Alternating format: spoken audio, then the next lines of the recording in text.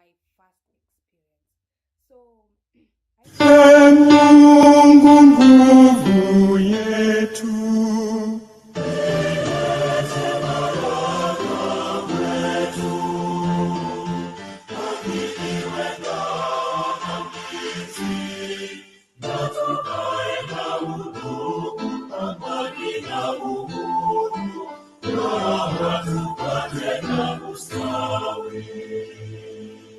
Amkeni ndugu zetu, tufanye sote bidii, nasi tujitoe kwa nguvu, nchi yetu ya Kenya tunayoipenda, tuwe tayari kuilinda. Na tujenge taifa letu. Ndio wajibu wetu. Kenya istahili heshima. Tuungane mikono pamoja kazini. Kila siku tuwe na shukrani.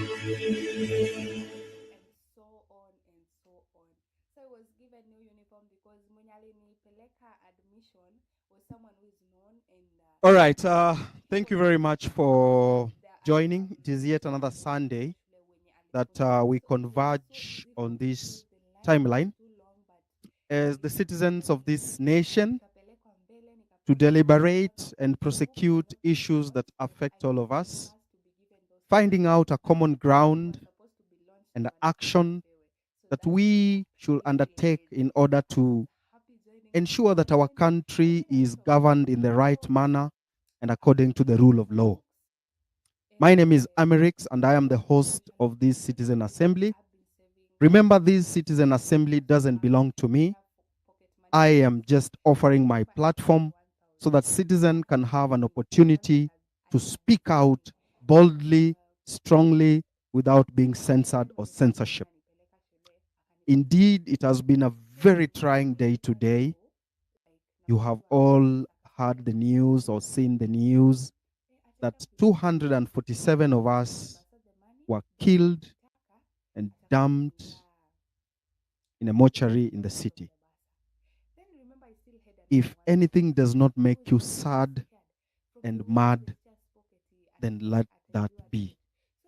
It can't be that our Kenyans are killed and dumped and nobody sees this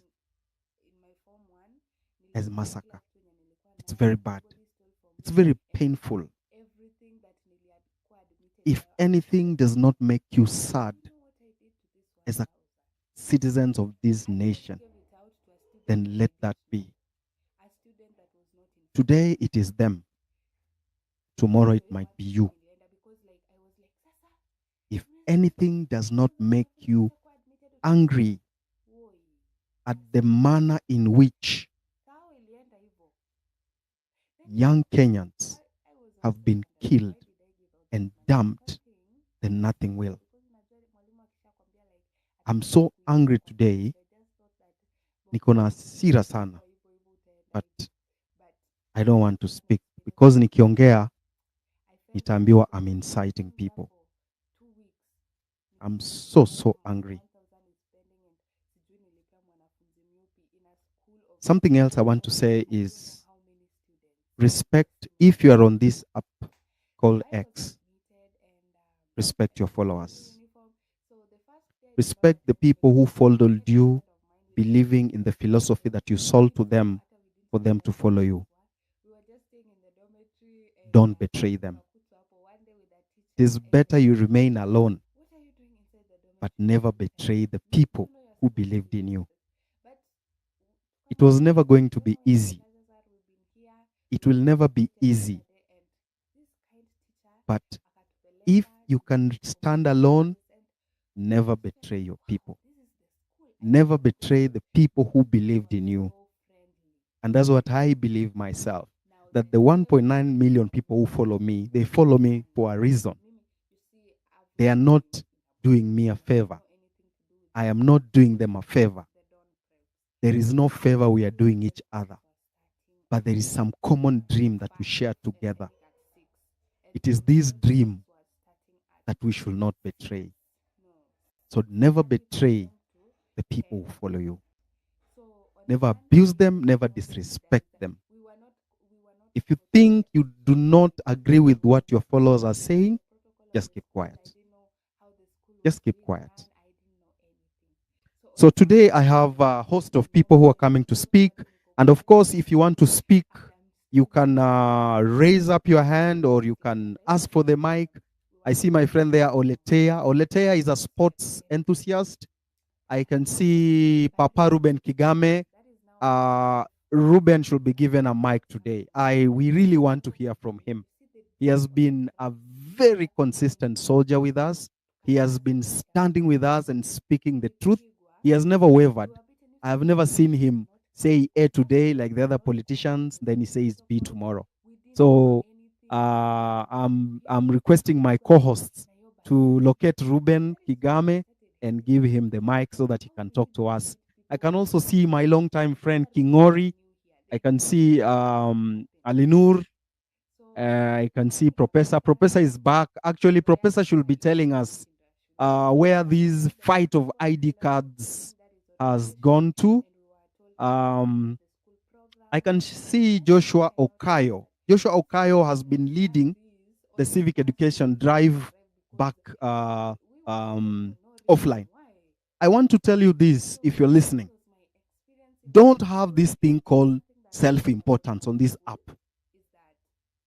Most of you think that this app is everything. Out there, people are talking. Civic education is going on out there. But here on this app, nyinyi mnashinda tu mkitukanana, mkipigana, mkiona nyinyi ndio kila kitu. Actually, the real civic education is happening on TikTok. I'm not on TikTok, but the real civic education is going on there. I'm also not on WhatsApp. I left WhatsApp in 2019.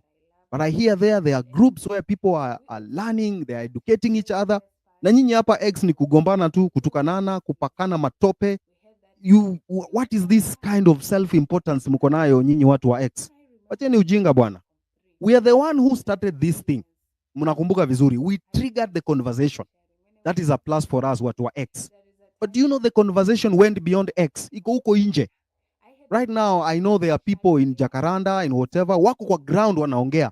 Na nyinyi hapa X mnatukanana, nani alilipa huyu, some bullshit discussion that don't add value to whatever. People are struggling.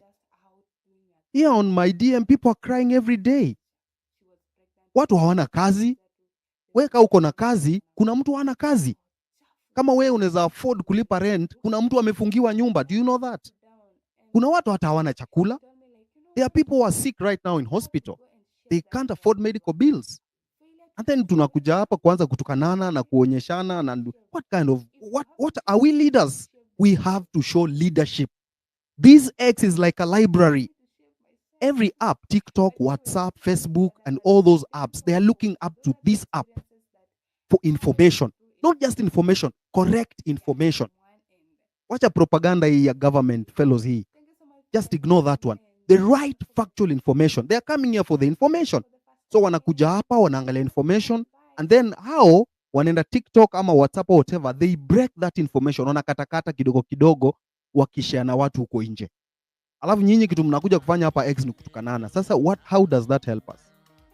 Let us not lose focus. We know our enemy is bad governance. Our enemy are the politicians in parliament. Nyinyi mmeona juzi wamekuja haraka, they have done their vetting. But when it is about the common man, you will not see them. So tuache hii pettiness hii tunaonyeshana hapa, mnatukanana, mnavurutana. What is that? That's lack of leadership.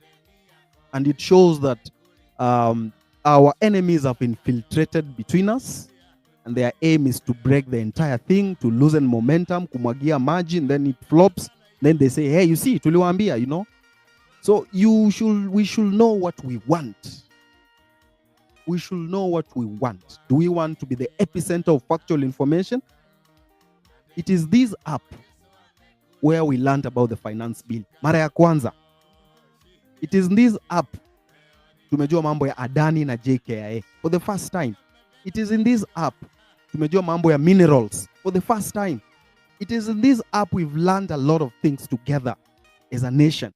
So why do we want to cheapen this app with petty things and vitu zenye haziongezi hata value kwa wewe mwenyewe as a person? Let this app remain the library that it was meant to be. Anyone akitaka information anakuja kwa app yako, kwa timeline yako, anachukua information yenye inamfaidi, anaenda huko nje anashare. Nelson anashare information ya Adani, mtu anachukua anapeleka TikTok, and they have been doing very good work sharing information in bits wakipeleka. Nimeona mwingine sasa ameanza kuireduce to sasa ni vernacular. Break into a vernacular so that your grandmother at home can understand why people are agitated. Finally, the fact that watu wamenyamaza, it doesn't mean that people are okay. You saw yesterday in Nairobi, the governor was just like a dog. People are angry. Watu wamekasirika. Ni vile tu, people don't want to talk. Watu wanasema tu, wacha tu tutulie. But people are angry. Watu wako na hasira. People are suffering. And me, I want to repeat. Kama wewe uko na kazi, usifikirie mwingine ako nayo. If you can wake up in the morning and you know you have 3,000 in your pocket, there's someone who does not even have 10 bob. Hana. If after this space you'll be in your house sleeping in your blanket, there's someone hata ajui atalala wapi leo. In the event I just open my DM today, niwafungulie DM yangu msome, you will cry. Mtalia. And it's not just men, even women. Wanalia. Yesterday there was a young lady, I think she graduated from KMTC last year with I think a diploma in radiography. Na alikuwa anakaa na guardian. Imefika time guardian amemwambia, sasa mimi I can't stay with you. Hebu tafuta kitu ya kufanya. Ametafuta kazi hajapata. Na huyu ni msichana 22 years old. Anaambiwa aende huko nje bwana, hapa kumejaa. They stay I think in pipeline there. So she came to me in my inbox. She wrote a very long message. Nikasoma. I called her and she was just crying. She doesn't know where to go. I think she's an orphan or something. Hajui ataenda wapi. So I had to connect her to someone atempisha, aone kama atampea, hata kama atakuwa analipa kidogo kidogo as a locum, 500, 2,000, 3,000, so that she can keep on going. Things are bad. But wewe unakuja hapa X to just make noise and abuse people and insult others. What is that? We are losing focus. And the moment you lose focus, you get distracted, you become scattered, and you perish. How many years did these politicians unite?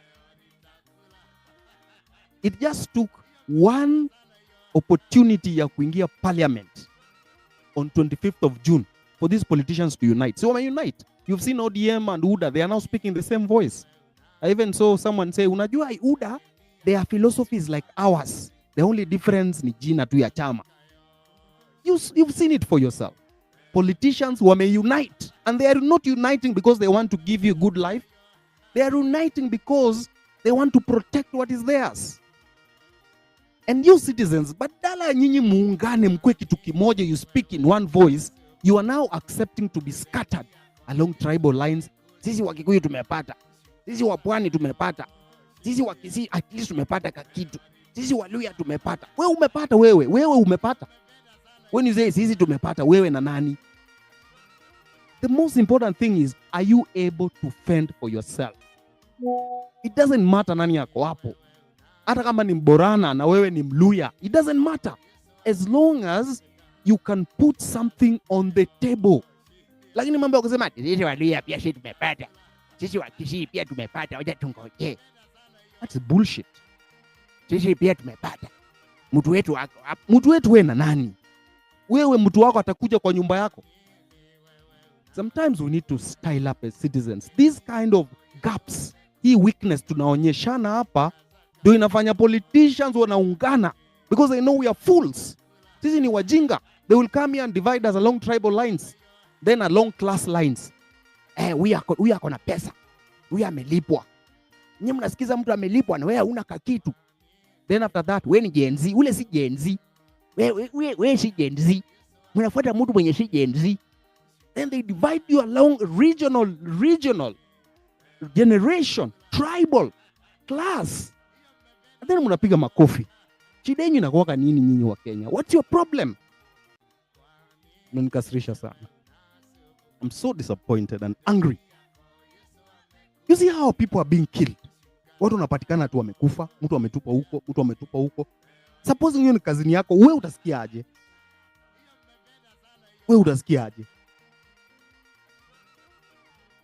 Wewe umepigiwa simu kazini yako anapatikana kwa mto. Wewe utasikiaje? How do we forget the pain that we carry as Kenyans? Kuna watu tunasahau.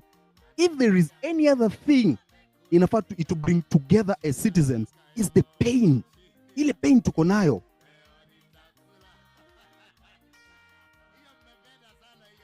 Nelson, ulifikia wapi hiyo story ya Adani?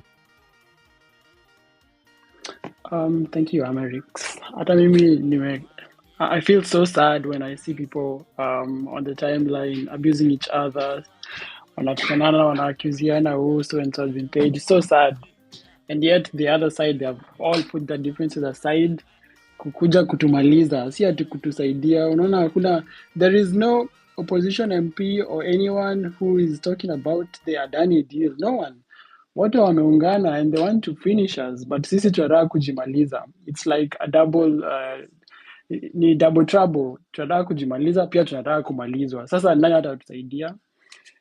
So we've been experiencing a bit of delay on the court process for Adani, but we are going to file this petition this coming week, hopefully. And you've seen today on my timeline, I shared the feasibility report by Adani. So Adani, wanasema hii deal haijaenda through or it's still at the proposal stage, yet Adani wamesha patiana PIP, privately initiated proposal. There are some documents I cannot share, but they've been already signed. Zimesainiwa na watu wengi sana hizo documents. And it's not at the proposal stage, it's on stage 8. And in the PIP process, stage 8 is the second last stage before it's signed and the project is implemented. And around April, the directorate, the PPP, the Private Public Partnerships Committee, already recommended, they approved and recommended this proposal for project development phase. And obviously with a bit of recommendations on what they were supposed to do. But if you look at how the government is moving, they will not obviously implement what the committee recommended them to change in the proposal. And I was even being told by some people from KA that they might make even the terms even worse. Can you imagine what I have shared is gonna be even worse in the actual agreement? That's why right now everything, they went cold when this entire thing blew up. Sai wamenyamaza, everyone is quiet, nobody wants to talk. The way the information was flowing, this is a public thing, but now it seems like it's a very secretive thing. They don't want people to know what's happening because the ultimate agreement will be worse than what you guys are seeing right now online, what I've been sharing in the feasibility study. ALG, they pulled out of being the transaction advisor of this deal because it's such a shoddy deal and they don't want to tarnish their name, but already they've been paid. And it was an upfront payment of 160 million for just to be a transaction advisor. Even them, they admitted that this is not, it's above market rates. It's too much money. But, and every day, the president is saying we need to live within our means. We don't have money, we are broke, we need to increase taxes. But here they are paying people above market rates and then shortchanging us again on this list that they say it's not selling JKIA. So for the government, they're trying to divert attention by saying, oh, we're not selling JKIA, we cannot sell JKIA, but this list is tantamount to a sell. Can you imagine in Kenya, some people who own land that is leased for 100 years, see, that land is theirs basically for 100 years. It's the same thing. JKIA will be owned by Adani for 30 years. So this is the update I have for Adani. Let's keep making noise, and if we must, we will occupy JKIA again. Yesterday, the union for aviation workers had a meeting, and they were very mad at this because the day before yesterday there was an emergency meeting held by KAA administration trying to calm them down, trying to tell them that JKIA has not been sold, the same the usual rhetoric by the government.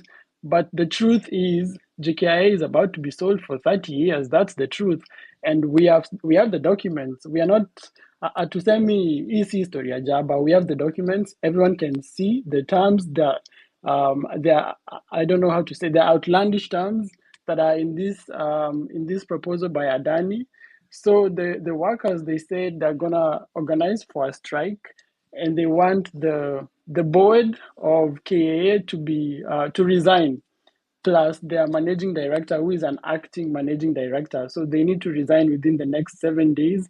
And I think it's a really good move. We need to support them. The day they want to strike, we also need to go to JKIA in solidarity with the workers, because in the terms, Adani says that they're going to renegotiate the terms of employment for all employees. That's number one. And then, after renegotiating the terms and agreeing with KAA and KCAA, they're going to issue them with new contracts. And in the new contract, you have to sign if you accept the terms or not. It's not at the, oh, now we have new management, so everybody will probably have to move to Adani management. No, you have to sign a new contract, meaning if they change the terms and you don't like the terms, you're going to be jobless. And the way we know Indians, they're going obviously to have even worse terms than what we have now, number one. And number two, governments, normally they have excess staff. This is common everywhere in every country. So what they're gonna do, they're going to try and make the workforce lean, meaning they're going to try as much as possible to get rid of staff from KA and KCA. So this means a lot of joblessness. And I read somewhere in this proposal, they were telling KAA that they need to transfer this staff to other departments of government where needed. Meaning when when they say we don't need 40 or 50 or 100 or 200 workers, it's upon KAA to look for alternative departments where they can work, because Adani has said we don't want these workers for whatever reasons. Well, it's normal for private companies to want to operate in a very lean and efficient manner. So it means many people are going to lose their jobs. That's the reality on the ground when Adani comes. And number two, I have shared so many documents, Adani files. They've been accused in Australia. They've been accused in India multiple times. And even some of them have been jailed for corruption, money laundering, for so many things they've done wrong. And these are the kind of people we want to entrust with such a national asset like JKIA. It's unbelievable that President Ruto and Murkomen and whoever came up with this deal do not have the interest of the people of Kenya at heart. And the final thing as I finish is Adani, if you check the top 20 airport operating companies in the world, it's not even there. It's not even in top 50. It's nowhere to be seen. I mean, if today we say we're going to do a competitive bidding, Adani will not feature in the top 20 companies that we are going to approach, or we're going to select or to shortlist. It will not be there. It's not even in the top 20 companies. So we wonder how they chose Adani over all the other companies that will have better ROI, will have value for money. They have the necessary track record and experience, and that are making profit. Adani does not make profit. Last year, FY 2023 in India, in all the 7 airports that Adani is operating, they all made losses. This means that if they come to Kenya, and if you look at their history, how they do money laundering, how they cheat and don't pay tax, it means probably these airports are making money, but they're trying to make it look like they're making losses so that they don't pay tax and so that they steal from these people, the Indian government. So this is the same thing they're gonna do in Kenya, and it's I Hello, don't grammar, even know grammar. how. Please mute your grammar boy. Yes, all right. Thank you very much. So, Nelson, you can finish. Yeah, so I'm saying all these things. I do not understand why they're still pushing this PIP. It should have been rejected in the first place because there are more than 20 companies that are better than Adani. Why can't we use them? Why couldn't they use bidding process? It's the default procurement method, number one. And number two, it's when you come to such national interest projects, it's the one that you are supposed to use over all the other procurement methods. And number last, the people are saying, these government bloggers, oh, Expressway was done like this, oh, Expressway has the same terms. In my view, Expressway and even the SGR, they were new projects. They were not our national assets. But JKIA has been there for so long. It's our national asset, strategic asset, and it's making profit. Last year, it made 4 billion in profit after tax. So they cannot compare Expressway and JKIA. These are two different worlds. If Adani wants, they can go to Konza and build a new airport for all we care, but they should not touch JKIA. Thank you, Amerix. Thank you very much. Of course, they went to Adani because of the kickbacks. These are people who are ready to give out bribes. But I saw some documents circulating on social media here on X. Adani will operate all our airports for 30 years and acquire all revenue within this period. They will get our land. They won't build any runway. Just imagine that. So how are they building it to be, I saw Mudavadi say it's going to be a world-class hub or something. Those big words they use to confuse the masses, But this one, They said, can you imagine? They said that we do not need a second runway for the next 30 years. So until 2054, we don't need a second runway. That is very bad. They will be granted authority to modify Kenyan aviation laws and policies. They will control our airports airside. That is the runway, taxiway, apron, and landside. That is the terminals, parking, and real estate. I'm told they are going to be given some land near the airport there to build whatever they want to build. But you see, that thing they're going to build will be a conduit for smuggling things. They bring things in Kenya that are contraband. Then they say, no, we are the Adani. This is our airport. Then they put those things in their warehouses. And then those things get their ways into our market. Then the locally manufactured products are disadvantaged because Adani has brought in contraband at a cheaper price. For example, sugar, milk, and those things.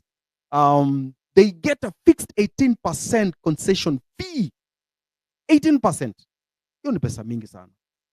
Only the Adani group will hire airport staff within 30-year period. This is very bad. They get 10 years of tax-free operation. So inafika time, if sasa sisi wa Kenya, we get a new government, for example, and they say, that Adani deal was bad, wacha tujenge yetu ingine huko kando, Masai Mara or whatever.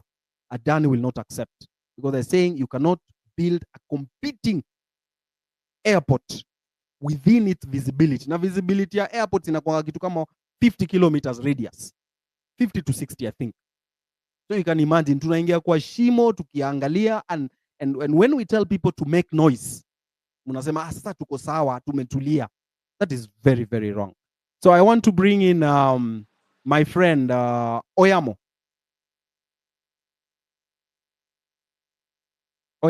Richard. Yes. Take it up. Yes. Take it away. Thank you. Thank you. My name is Oyamo Richard. I'm a writer and I'm a poet, and I'm glad to be in this session. I'm supposed to do two pieces, but before I do the first piece, I'd just like to quote what Matthew 12:25 says, that and Jesus knew their thoughts and said unto them, every kingdom divided against itself is brought to desolation, and every city or house divided against itself shall not stand. So this to ask us tusigawanyike, tusikubali kugawanyika. Let's remain together, united. The enemy is one. I'll begin my piece.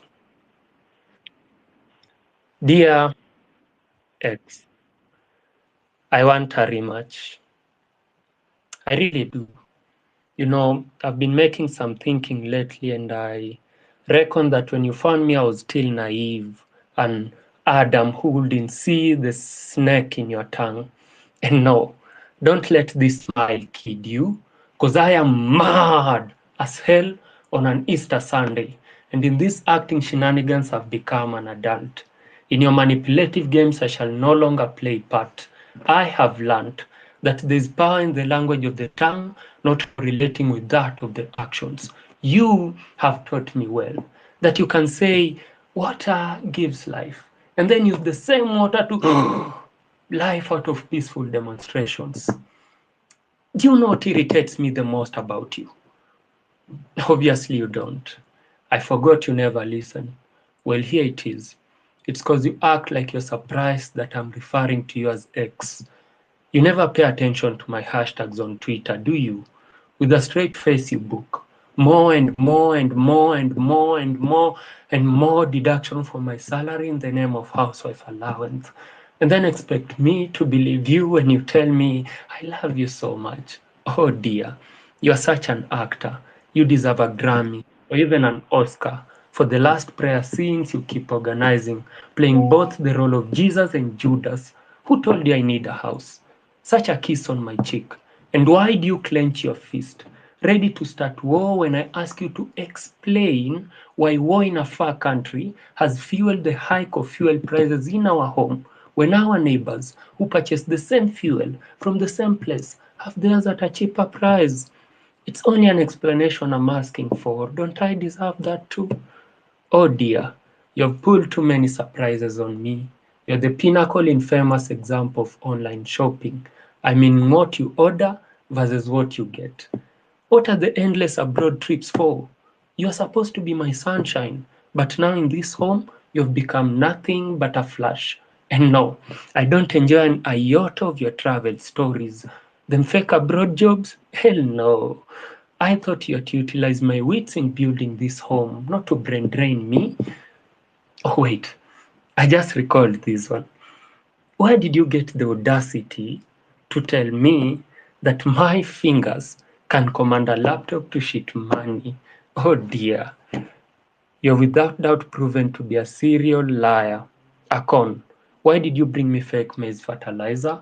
Of all the places you could take me for a holiday, why Haiti? You dare say that I do not appreciate how well you treat me when you have refused to even pay my doctors. Oh dear, I want a rematch so bad. I really do. I reckon when you found me, I was still naive. You dare call me lazy, that all I expect is to receive and I don't work for it. Have you seen me in Nairobi, helter-skelter playing hide and seek with your boys in my attempts to finance your budget? Clearly you haven't seen me in the overhead sun trying to earn a shade. Have you seen me in Mombasa, sweating profusely in my attempt to extinguish the fire that your debts have set in my pockets? I guess you haven't seen me in Kisumu, languishing in despair after your friend has me from fishing in Jingo. You have no idea how difficult it is to escape this through. Clearly, when here I thought that we are all animals, it turns out I'm just but a donkey. And you are a pig. And now you're even bringing your fellow pigs to a matrimonial bed. Oh dear, I want a rematch so bad. I'm done being in this cage. I want to be a free bird. And no, I shall not let them cheer you on this time.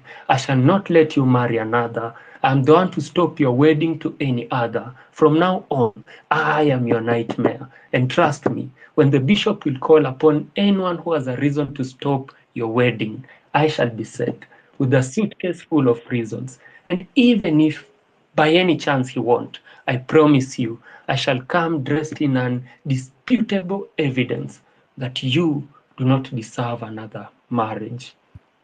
Thank you. Thank you very much, Oyamo. Yeah, that's the first poem. Thank you. Just hold on. It's called Dear X. Just hold on. I'll go straight to the second No. poem. Hello. But before the second poem, I'd just like to say that it's really sad to see that we have like 247 bodies in the mob. That this could be so sad. Hello. Edgar, can you hear me? Hello, Edgar. Yes, I can perfectly hear you. Yeah. So yes. Yeah, I think I had given him only one chance because of time. Sorry, my network had issues. So we go straight to the discussion. And before that, there is a young man here called MC Njagi. And MC Njagi will briefly tell us his issues. And I want you to understand why people are struggling out there and why they are being misused by politicians and why you need to be angry again and again and again. Even as you continue to do your things, you go to your business, you go to your job, remember that your enemy is one, that politician stealing your dream. And MC Njagi has been someone I have been playing his music here. You've heard the music. Maybe you can just play this one for a minute so that... Royal Sound. Watu wengine wanahitaji kusalimiwa. Salamu kidogo tu. Tupatie namba yake tumusalimie. Get out. Tonenge namba yake mwatumukedhie. Tumukedhie. Ai, tumusalimie. Akedhwe. Ai, mwatumukedhie. Atile kilomo mwana.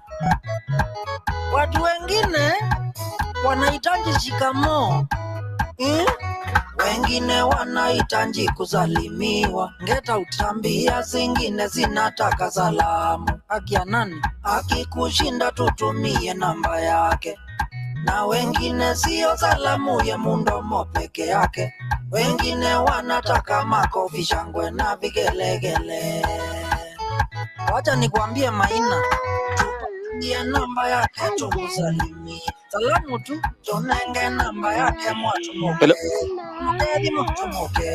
Ai, tumusalimie. Akedhwe. Ai, mwatumukedhie. Atile kilomo mwana. Ukiona mtu ametulia, labda amesalimiwa asubuhi. Kuna kengine kalinisinya sana. Haki yao nilikapeleka ndeti ya njioni. Kakakunja na mandemu wengine 5 wakakula kama watu wanahama. Get out. Alafu wakaniambia nilipe mbilu yote ya chakula. Sasawa, nikanjifanya nimeenda kunjisaidia. Piu, nikalipa yangu na nikatoka. Let me tell you, nakwambia walisalimiwa. Maina, salamu, shikamo, salamu. Ai. Maramba mwanangu, tupatie namba yake tumusalimie. Salamu tu, tonenge namba yake mwatumukedhie. Tumukedhie. Ai, tumusalimie. Akedhwe. Ai, mwatumukedhie. Atile kilomo mwana. Wacha nikwambie ndugu yangu, wengine hata wahitaji kusalimiwa na mdomo peke yake. Wengine wanahitaji makofi, shangwe na vigelegele. Akikulemea wewe tutumie namba yake tu. All right, MC Njagi, habari yako? How are you? I'm good, bro. Yeah, I came across your YouTube channel and I saw a very, very sad a video you had put there that you are leaving content creation because life had become difficult and your things have just gone under. What happened, sir? Maybe you can share with us briefly so that we understand how bad governance and bad leaders can drive your dreams into a grave. Well, first of all, so much kwa sababu ya kunipea hii chance, and thank you also for reaching out, because I've been going through tough times in my life, and very few people have reached out, and most of them wale wenye wanakupigia wanakuambia don't give up. So at the end of the day, don't give up doesn't do anything for you. Don't give up doesn't solve any problem you have. At least, so I want to thank you because of reaching out, and at least giving me this chance ya kuongelesha Wakenya, and maybe let them know what has been going on in my life. So most of the people know me as MC Njage. MC Njage, kutoka kitambo nimeishi kuimba hizi comedy music. So most people know me by the song ng'ombe ni ng'ombe. Wale wenye wamekuwa wakisikia ng'ombe ni ng'ombe tu ng'ombe. I have seen people using that sound, but very few people know me. People know my music, but people don't know me.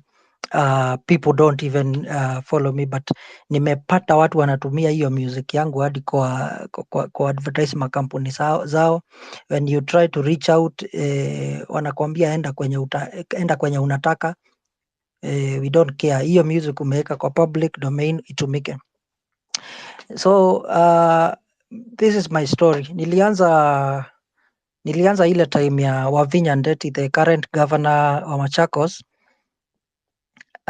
Kuna kitu alisema yaliondoa lesipite, and I used that. Nikachukua hiyo slogan yake, ilifika tu mahali ikaisha, nikachukua nikaimba yaliondoa lesipite with that accent ya Kikamba, and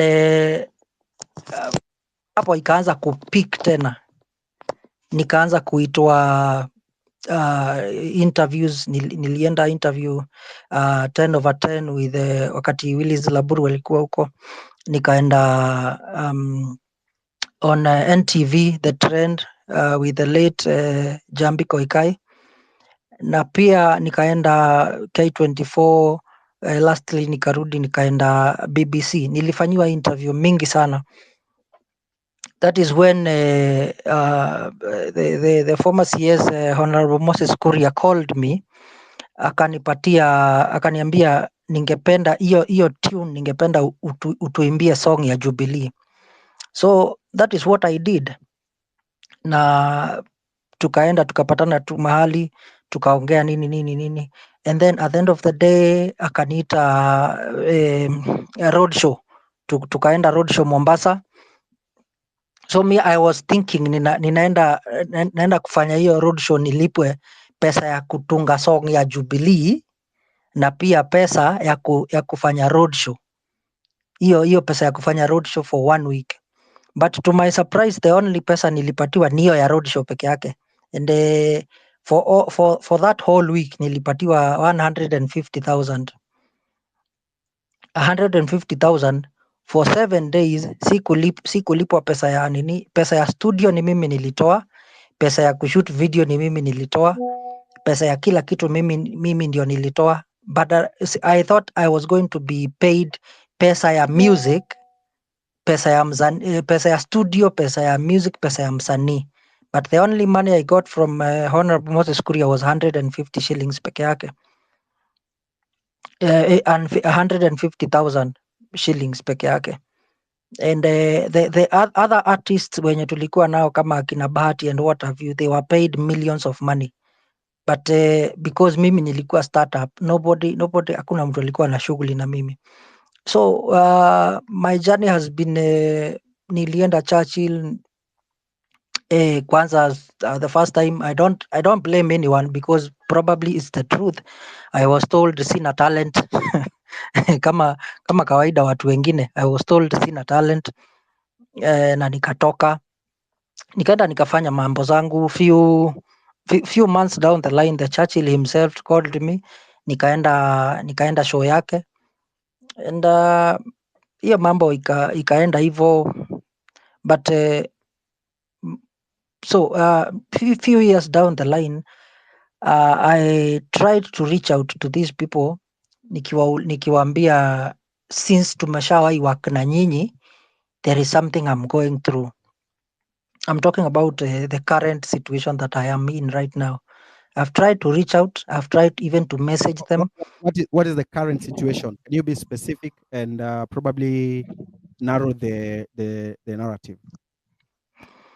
Yeah, so few months ago, around 3 months ago, there was I went into a debt.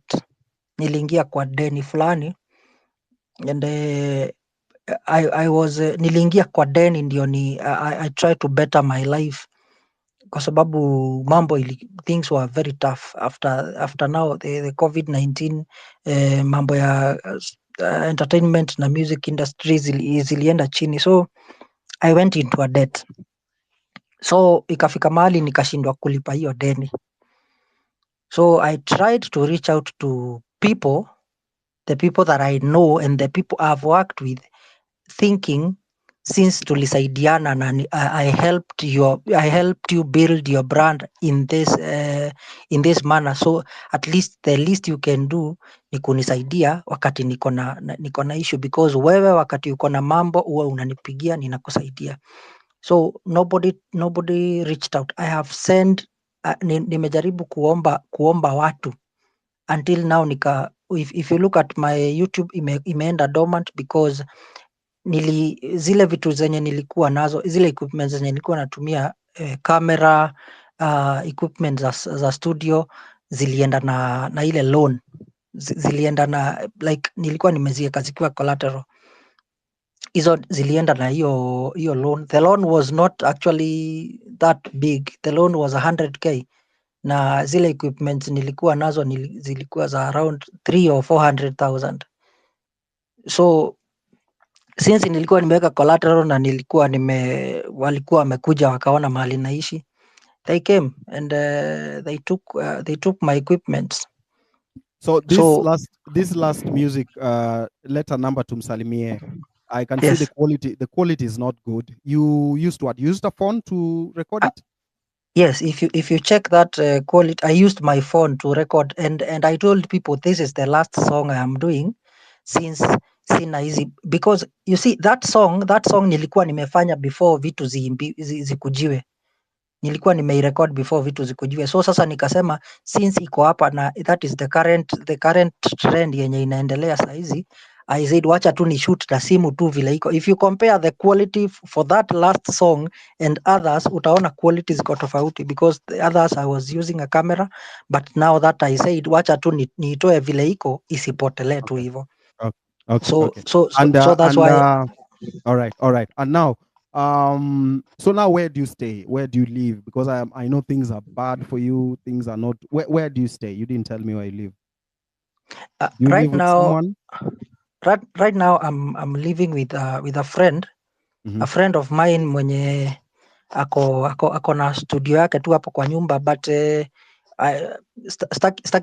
staki kumuharibia jina, but let me say this, I have been trying even to make content with his equipments, but kuna vile wewe unajua ukiwa unakaa na mtu kuna vile kuna vile anakuangalia na nini anakuambia ni kama anakuambia hizi vitu unafanya mimi hazinisaidii in any way. So sasa unaona I opted kuachana tu na nini, nikaachana tu na muziki, nikasema wacha tu nitafute kazi mahali tu nitapata. Okay. Maybe siku moja nitawahi. Are you currently undergoing some form of clinical depression?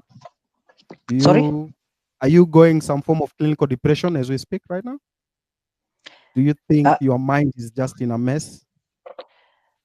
My brother, let me be honest with you. There was a there was a day, have you ever felt like your brain is against you?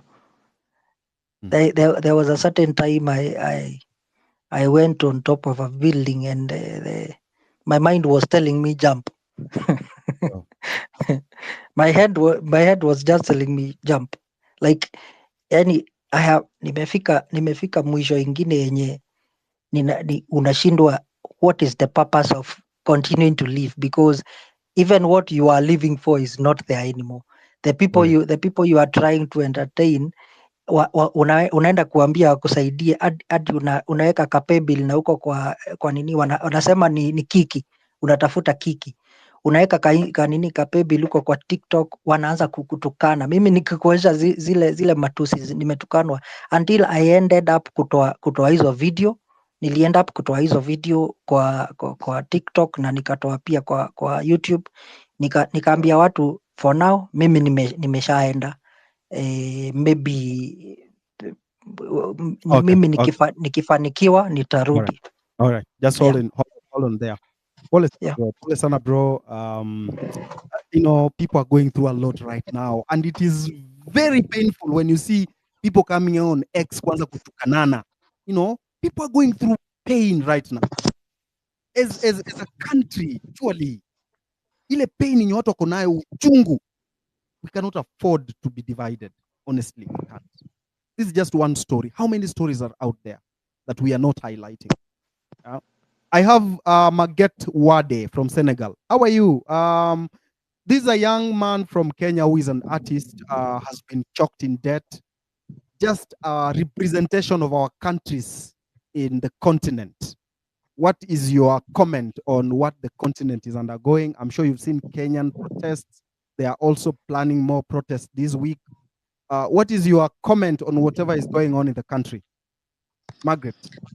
Thank you so much, Amerix. I'm very happy to be here. At first, I was like, am I supposed to be here? I'm not Kenyan, but I think we're all brothers and sisters, so thanks for having me. And MC, I am so sorry to hear about everything that you've been going through, and I'm so glad, when you were in that building that you eventually made the decision you made to stay with us, and please stay with us. It will get better. I know that when I say these things, people think I'm crazy, but Africa will get better, and it will get better in our lifetime. And that's actually what I want to talk about. So, Amerix, when you asked me about, the state of this continent of ours, I'm from West Africa, and I'm sure you guys all know about what's going on over there. The coups have made their comeback, because our youth oftentimes thinks everything else has failed us. Let us try this. Although what I'm here to share with you guys is pretty much the way I'm looking at all of us.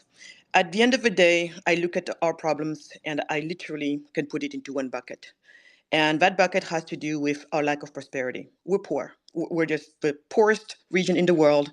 You can say, how can you say that? We have all of these natural resources. We have all of these great young people. Yes, all of those are riches, but that's not what I'm speaking of. What I'm speaking of is, basically us being prosperous nations. And if we look around, we're not. I think what MC just talked about, it's not talking about somebody who's being prosperous.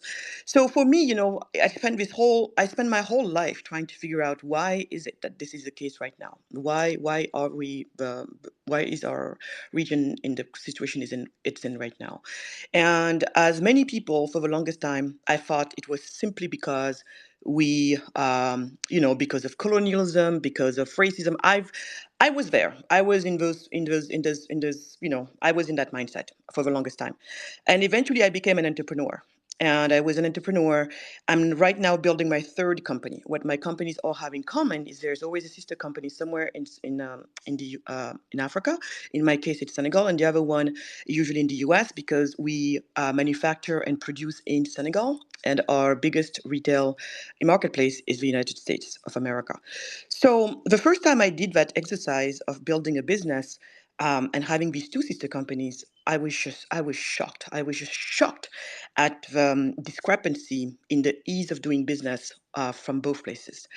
No, needless to tell you that the one place where everything felt really cumbersome, bureaucracy, like choking me every turn I go at all levels, whether it's at the business registration level or the labor laws level, the tax code, the permits. Anywhere you turn, it's just like it's a nightmare. And I had to compare that to where I was doing business back the first time when I did this. It was in California. So, and it's interesting because California is not even the most free state in all of the Union. It's next to the last in terms of being a free state. Meaning, like California is still the place where it is still hardest for we don't have as much, economic freedom as the rest of the U.S. has. And then some people might be like, oh, then why is California so rich? Well, you'll be surprised to hear that if you remove Silicon Valley and Hollywood out of California, California would be the poorest state in all of the United States of America. But people don't know that. But anyway, I'll digress. So as I was doing business, I realized, wow, it's why. And then I thought to myself, oh, I guess it's because we're so poor that it's so hard and cumbersome to do business home. And conversely, it's because America is so prosperous. That's why it's so easy to do business. But the minute I said that, and this was after a couple of decades of searching, why are we poor? And hearing people tell me, oh, it's because, blacks and browns are just not as smart as white people. You guys are lazy. You guys are always fighting each other. So basically, supposedly there's something wrong with us. But in any case, as soon as I figured, I said, oh, we're poor, that's why it's so hard, and they're rich, that's why it's so easy to do business. Just come to think to myself, wait a second, um, poverty is solved by prosperity. Prosperity is built by entrepreneurs. What do entrepreneurs need? They need an enabling business environment. But wait, you just told me that our nations are the ones where it's hardest to do business. And conversely, those are the wealthy nations of the world is where it's the easiest to do business. And when I came to that, my whole worldview changed. It made so much, sense. And then that's pretty much why I've been after this issue of another way you could call it, it's bad law and bad governance. And that's why I've been very excited to hear that the youth of Kenya is actually now finally putting its finger on this. And by the way, you're going to say, oh, well, because we hear everybody talks about bad governance, and I've been seeing people oftentimes, interchange the two without no problem. What do you mean by that? People confusing bad governance with bad government. Those two are really not the same. And even when we talk about bad governance, which is what I'm worried about today is that the young people, who are finally talking about bad governance and not necessarily bad government, I don't think you know, I'm just a little bit worried that even there, we might not be very clear about which bad governance are we going after. Because there's one that we really need to go after. If you ask me, I think it's going to be the domino that we need to hit first. So that one then touches all the other ones. So what am I talking about here? When we say bad governance, at least we're not saying bad government. When we think bad governance, many people I find are confusing in Africa. They're usually thinking about, this political corruption, what I call political corruption. And so, but political corruption, it's still not the same as the corruption that comes from overly regulating the private businesses, meaning small, medium-sized enterprises simply, have a hard time being born and growing in many African nations.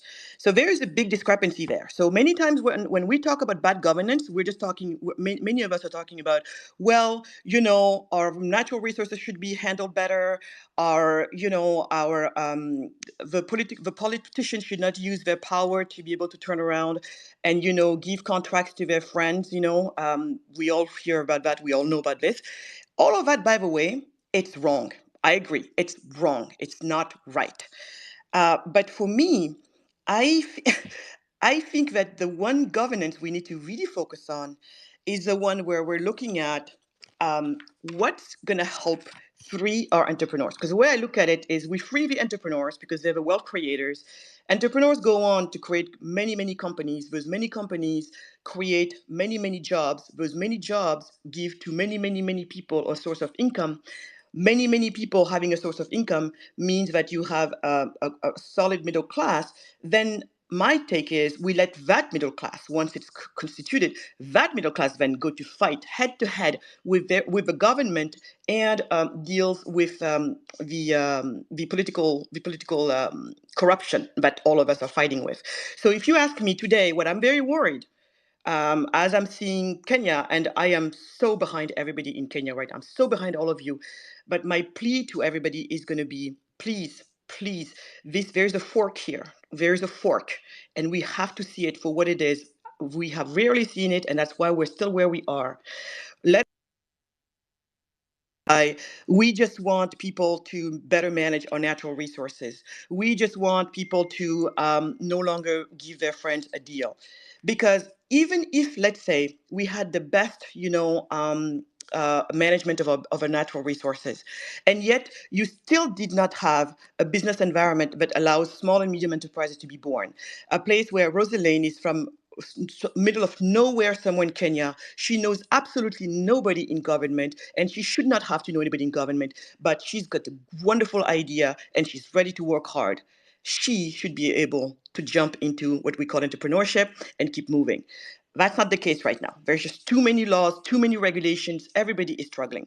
So at this point, guys, what I'm hoping that we do is that we go after that governance, that governance. And you, in a way, have started doing that, Amerix. I'm just going to say, you have started doing that because you're starting to look at taxes, you're starting to look at all of these things. But this is the caveat on that. This issue is not going to be solved with piecemeal legislation. The best way for you guys to think about this is laws and regulations. The best way to think about it is like, let's say you're thinking about X, okay? So X is this platform. Most of us, we just see X. You type your comment, you do all of your things, it's working, you're happy. But everything that makes X happen is the algorithm that's behind it. It's millions and millions and millions of lines of code, right? And so the laws and regulation is the same thing. If you put together all of these laws and regulations that rule the life of a business, you're going to see millions and millions of lines of code, each one of them being a regulation and or a piece of law. That's what you're going to see. Now, imagine, and you've heard many times even X saying, Elon Musk saying, we're probably going to have to start all over because this whole thing is a mess. It's so messy. Yeah, they were able to clean up a lot, but there's such a thing as at some point, things are so messy, you don't even know anymore what's putting what. And it could take you a lifetime, literally, of you trying to figure it out and still not getting to what you need to get to. Sometimes you got to start over. And so this is where I think let us be very careful not to be tempted by that, piecemeal legislation.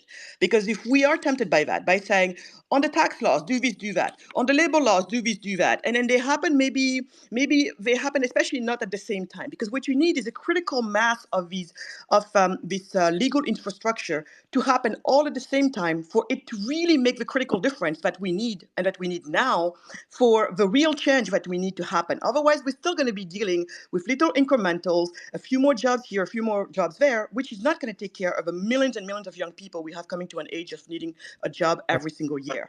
All right. Hold in there. Hold in there. Bring you back. Right. Thank you very much, Maget. She's very wonderful. She talks a lot about business and how bad governance and bad government have a direct influence on our business. So ukiona hao watu wa government propaganda wana push hapa propaganda, hawaelewi ni nini watu wanapitia through. Morara, I didn't know you are an advocate. Morara. Yes, I'm a lawyer. Oh, great. Yes, thank you. And the previous speaker, she has really insisted on laws. Probably before I get into what I wanted to say, it's good to remind her that in Kenya, in particular, and this is just a point of information, we don't have a shortage of laws. We just have infidelity to the law. People don't follow even the few laws that are there. And we have very lazy politicians and very lazy parliamentarians who don't even sit to research and create our own laws. They pick maybe, for example, the law on data protection. They pick the EU law or the UK law, then they copy paste it. Wherever it's written the United Kingdom, they write Kenya. We've lost you. Fix your mic, please. Yes, my mic is on. Can you hear me now? Fix it again. You are so far. Can you hear? Yes, there. Can you hear me? Yeah, there's fine. That is okay now. Yeah, go on. All right. So I'm just saying that what we have is infidelity to the law and lazy politicians who are not even keen on creating our own laws. They pick maybe the law from the UK, they change the name United Kingdom to Kenya. Sometimes they even forget to copy paste some of the things correctly. So we have people who are wheeler dealers and not legislators. They only think about their next deal and how they are going to make money. So that is what I can comment. Now, let me move forward to what I wanted to say today. Ladies and gentlemen, I'm angry. I'm extremely angry, especially at the realization that there are very many bodies at the city mortuary of people that died. Well, the realization of these bodies might be intentional on the part of the government as a way of scaring some people from coming out on the 8th of August, because as you know, sio watu wote wako na roho juu kama sisi. Kuna wenye wakiona dead bodies ama wakiona damu, they don't come out. This is what I want to tell to all Kenyans that are listening to me today. The time of fear is over. We better die standing than living on our knees. And if you are not prepared to die, please stay at home and sleep. Come prepared to die, but also come prepared to stay alive to see the Kenya that will be there. Remember, the tree of liberty is always watered by the blood of patriots. And remember that if it is not people who died, we would not be here. In fact, even Jesus died so that we can be here today.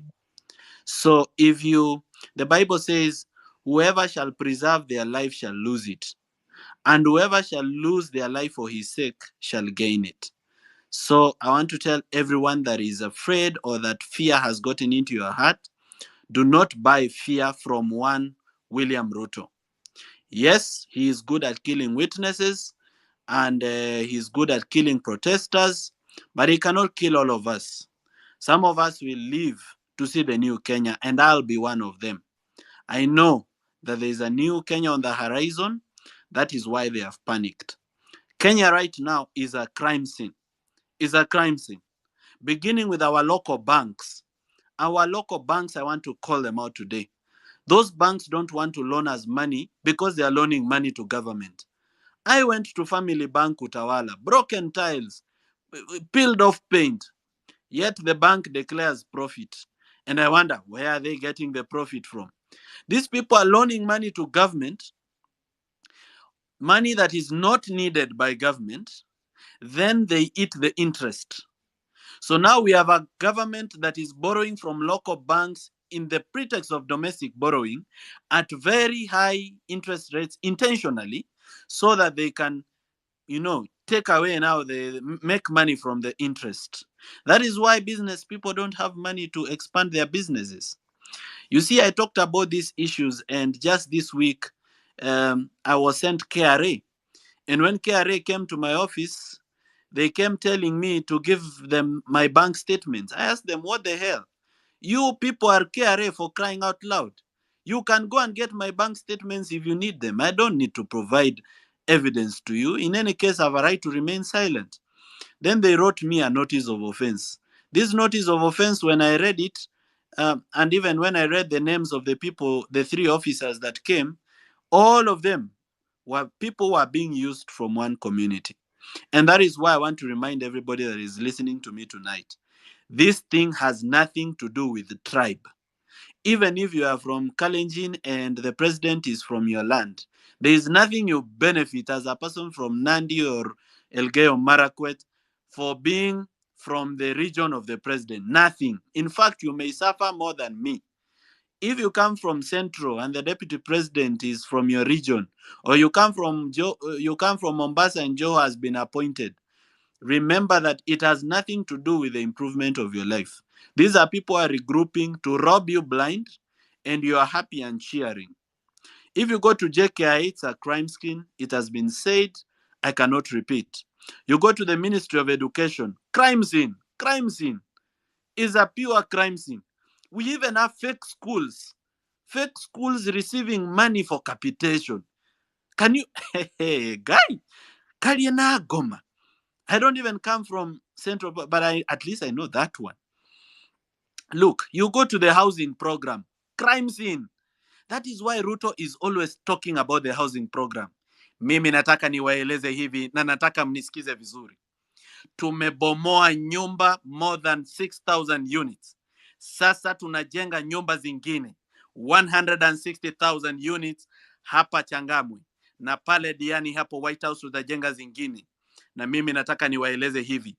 Sasa hawa vijana ambao hawana kazi na hawa mama mboga ambao sijawapatia loan bila interest na hawa polisi ambao wanatozwa ushuru usiku na mchana, sasa hawa wote wanaweza kukopa deni bila interest katika mpango yetu ya housing. You see the way he talks about that thing, he is very happy about it because of how much money he's making from it. William Ruto cannot champion any idea where he is not making money with his friends. He cannot think beyond his stomach.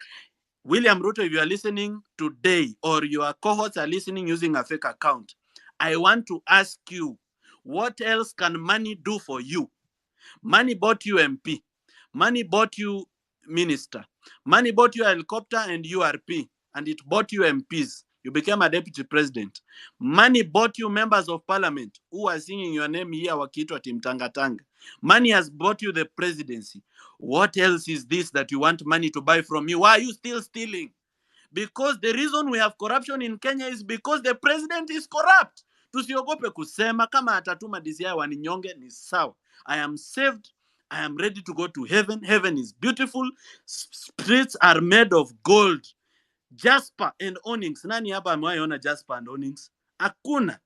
Mimi am ready to see it. Kwa hivyo Ruto asituuzie uoga. He is the most corrupt person in Kenya. He is the father of corruption. And I keep praying for this man. Ile kitu anabeba pale kwa mkono kama ukweli ni Biblia. Yes, the cover is written Holy Bible, but I don't know the contents. If that thing is really a Bible, let him read it and he makes sure he understands it. If he understands it, let him decide, yes, I am a child born of corruption. I have come to power through corruption, but I'm making a decision today to leave a better country for my children, better than I found it. Sasa sahi watoto wake wanafanya matatu business. And that matatu business, there is nothing a child of a president needs for the child of the president to do matatu business. Ni wash, laundry. Iyo ukienda kwa bank account ya hizo matatu, utapata somebody is banking 10 million every day anasema ni ya matatu. This is money that has been stolen from Kenyans. You go to the National Treasury, crime scene. Pesa inakopwa kutoka ng'ambo, inatumika kutrade huko ng'ambo, inatengenezea watu pesa. Ikikuja Treasury, it doesn't go to the consolidated fund. To avoid going through the control of budget so that it doesn't go through the budget. You go to the office of the DPP. This person that was appointed, this one. Crime scene. Recently, he withdrew a case against Najib Balala. The juzi ameandika barua akisema Oparanya does not have any case to answer. They have been withdrawing corruption cases left, right, and center. But they are very quick to put youth in court, and sometimes they even oppose bail for people just coming out with a flag na firimbi to fight for a better country. Your office of the DPP is a crime scene. And I want to tell everybody that is listening today, my friends, there is a problem with independent institutions and independent offices in Kenya. These independent offices, the word independent, iliisha kitambo. An inspector general under the constitution is supposed to be independent. But he comes to the office and anaambiwa sign barua mbili. Sign barua ya appointment na sign barua ya resignation without a date. Ile siku yenye unasikia ni kama utaki kufanya vile wanataka, they put a date on your resignation letter. Wewe unaona kwa Citizen TV, you've resigned. Now there's nothing you can say because these are the chief killers in our country. You go to Expressway. I saw the president saying, our country is really good at public-private partnership. If you go to the Expressway, in fact, let me just say it in his voice.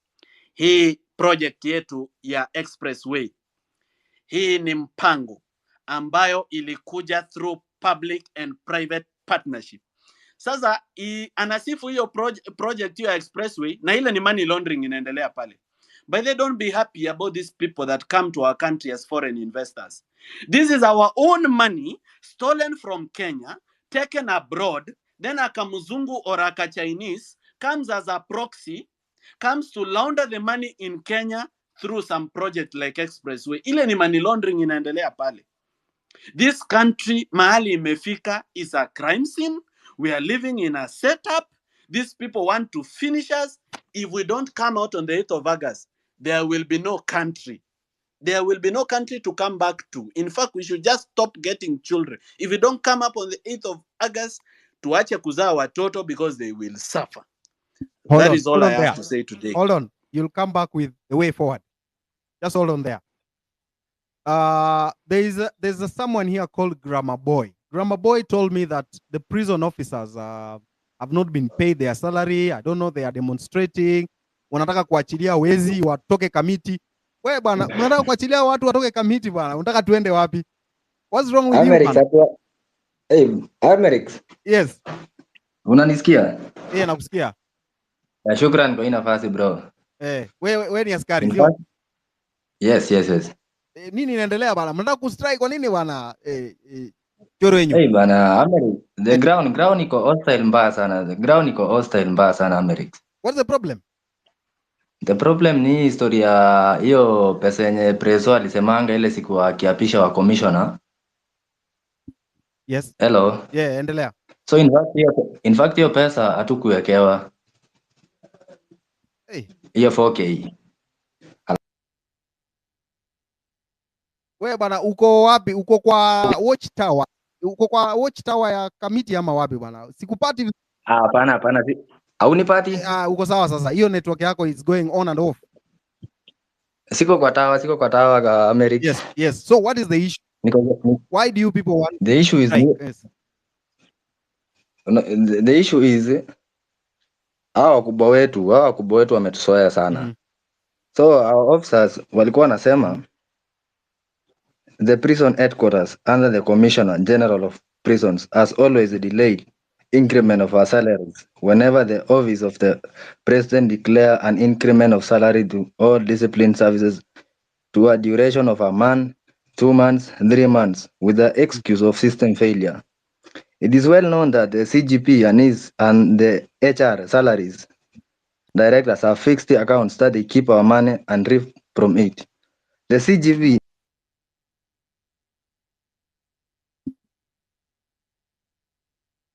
We've lost you.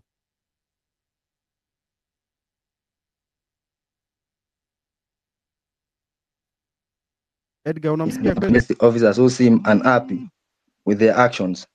The increment order from the president is given to the treasury and towards all discipline services, and our question is, why is it that all times whenever there is money supposed to be paid to the prison officers, the office with the mandate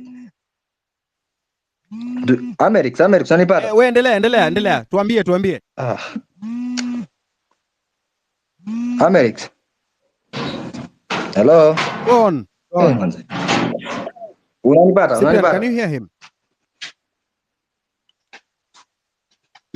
Hello, Amerix. Hello, Cyprian. Can you hear him? Amerix, unanipata? Amerix. Go on, tunakusikia. Yeah, like unapatikana. Uko sawa. Unanipata? So majamaa anasema ati kila time ama jamaa kituongezea pesa lazima wanatusema for mungoje 1 month, 2 months ama 3 months ndo tuweke hiyo pesa. Alafu hawekangi do yote, wanaekanga kidogo kama 1K. Kama last time hiyo mwezi wa 8 ilifaa tupewe 1200. Alafu mimi nilipata 186 bob.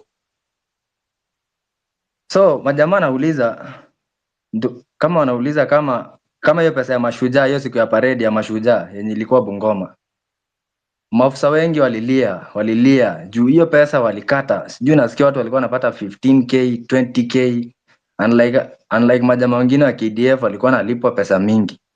Issue ingine ya pili ni issue ya uniform, yani like maafisa wanashangaa mbona wakubwa wa prison wanafaa compact, alafu sisi wadogo tunaambiwa tusifanye hiyo compact. Sasa majamaa nauliza like kwani uniform sinafaa kuwa same? Alafu ukifanya hiyo compact wanakushtaki. Hiyo ni issue ingine. Issue ingine ni story na housing.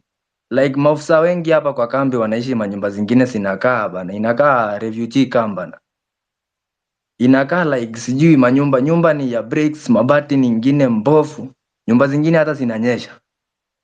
alafu wakubwa wanapatanga house allowance mingi, unapata hizo manyumba za ghorofa wao ndo wanaishi. Story ingine ni story na hizi working conditions. Like matawa mingi hapa ndani, matawa mingi hata ukienda Kamiti, tawa ni mbaya, unapata sijui matawa ziko na kunguni. Yaani zingine zinanyesha. Alafu ofisa akiingia huko hakuna kutoka. Baridi ndo hiyo, ukishuka wanakushtaki. Sasa majamaa wameboeka. Ground ni mbaya, ground ni hostile. Alafu story ingine ni story na about hizi mabunduki. Like mabunduki mingi watu wanasema ati hizi vitu zimekuwa ovyo. Zimekuwa fake, yani like zimekuwa ni vitu za kitambo. So majamaa maskari wanasema tunataka weapons zingine mpya. Hatutaki hizi vitu ya kitambo, ati sijui nini. Tunataka vitu zingine mpya. Alafu kitu ingine pia majamaa wanasema most inmates in most prisons are either in civilian dresses and those in uniforms are yote imeraruka. Sasa majamaa anasema na kuna pesa, nasikia kuna pesa imetengwa ya uniform ya wafungwa. Alafu huko ndani pia ati kuna kunguni na kuna pesa imetengwa hizo madawa za kunguni. Sasa majamaa nauliza hii pesa zimeingia wapi? Next story ingine ni story na about alafu majamaa pia wanauliza kama wetu mbona kama hiyo pesa hiyo 4K ya juzi mbona wakubwa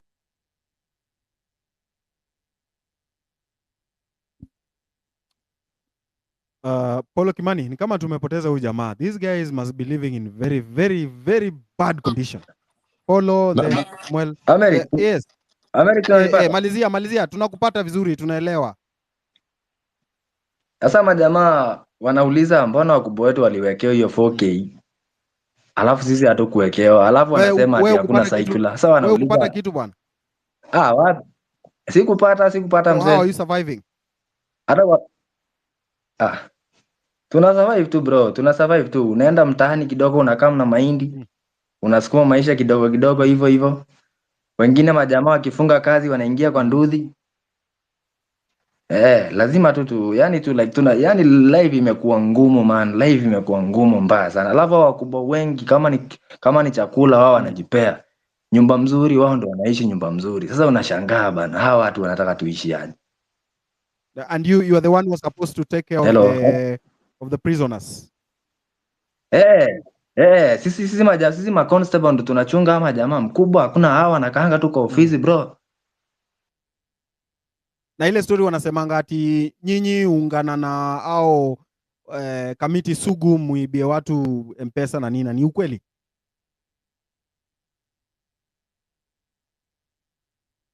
Hello.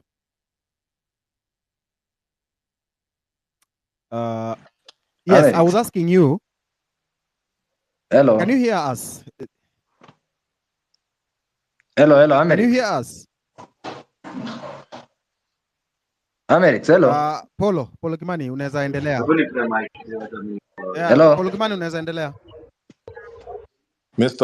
Amerix, unanipata? Mr. Grammar Boy, unasikika, I can hear you. Nyakundi, unanipata? Go on. Endelea bro. Go on. Yes. You can proceed, bro. I think network yake ni mbovu, maybe huko kwa kibasement. Unajua jela maisha huko. Hello, Amerix. Malizia bro. Nasema sasa ama jamaa anauliza hii circular ilitoka wapi ndo wakubwa wakaongezewa pesa. We can have someone else proceed. No, Paulo, you had something to say? I understand his cries. Because actually what happens, what usually happens, si ati joy ijafikia wakubwa. Pesa ishafikia wakubwa, but inaingianga the same thing governors do. Pesa inaingia kwa personal accounts. So what they do is they hold this money for 2, 3, 4 months. Ile interest ina grow kwa ile dough before they can now dispatch it to the necessary places. Ile interest ndo anategea. That's why you find these rayas are always complaining nini mazi pesa imepeana imeenda wapi. It's your bosses who are fucking you. And now that we are talking about bosses, I've seen this fella called Mr. Jimmy Wanjigi. Maybe Jimmy can tell us about the whole mineral thing, because I know he has been aware I mean, he has been dining with these guys, kina Hunye, kina Jacob Juma, kina Ruto. Maybe you can tell us why they have been fucking the lower middle class for such a long time. Now that we have decided to kuungana, now he just floats up and acts like he hakuwa anajua nini ina happen.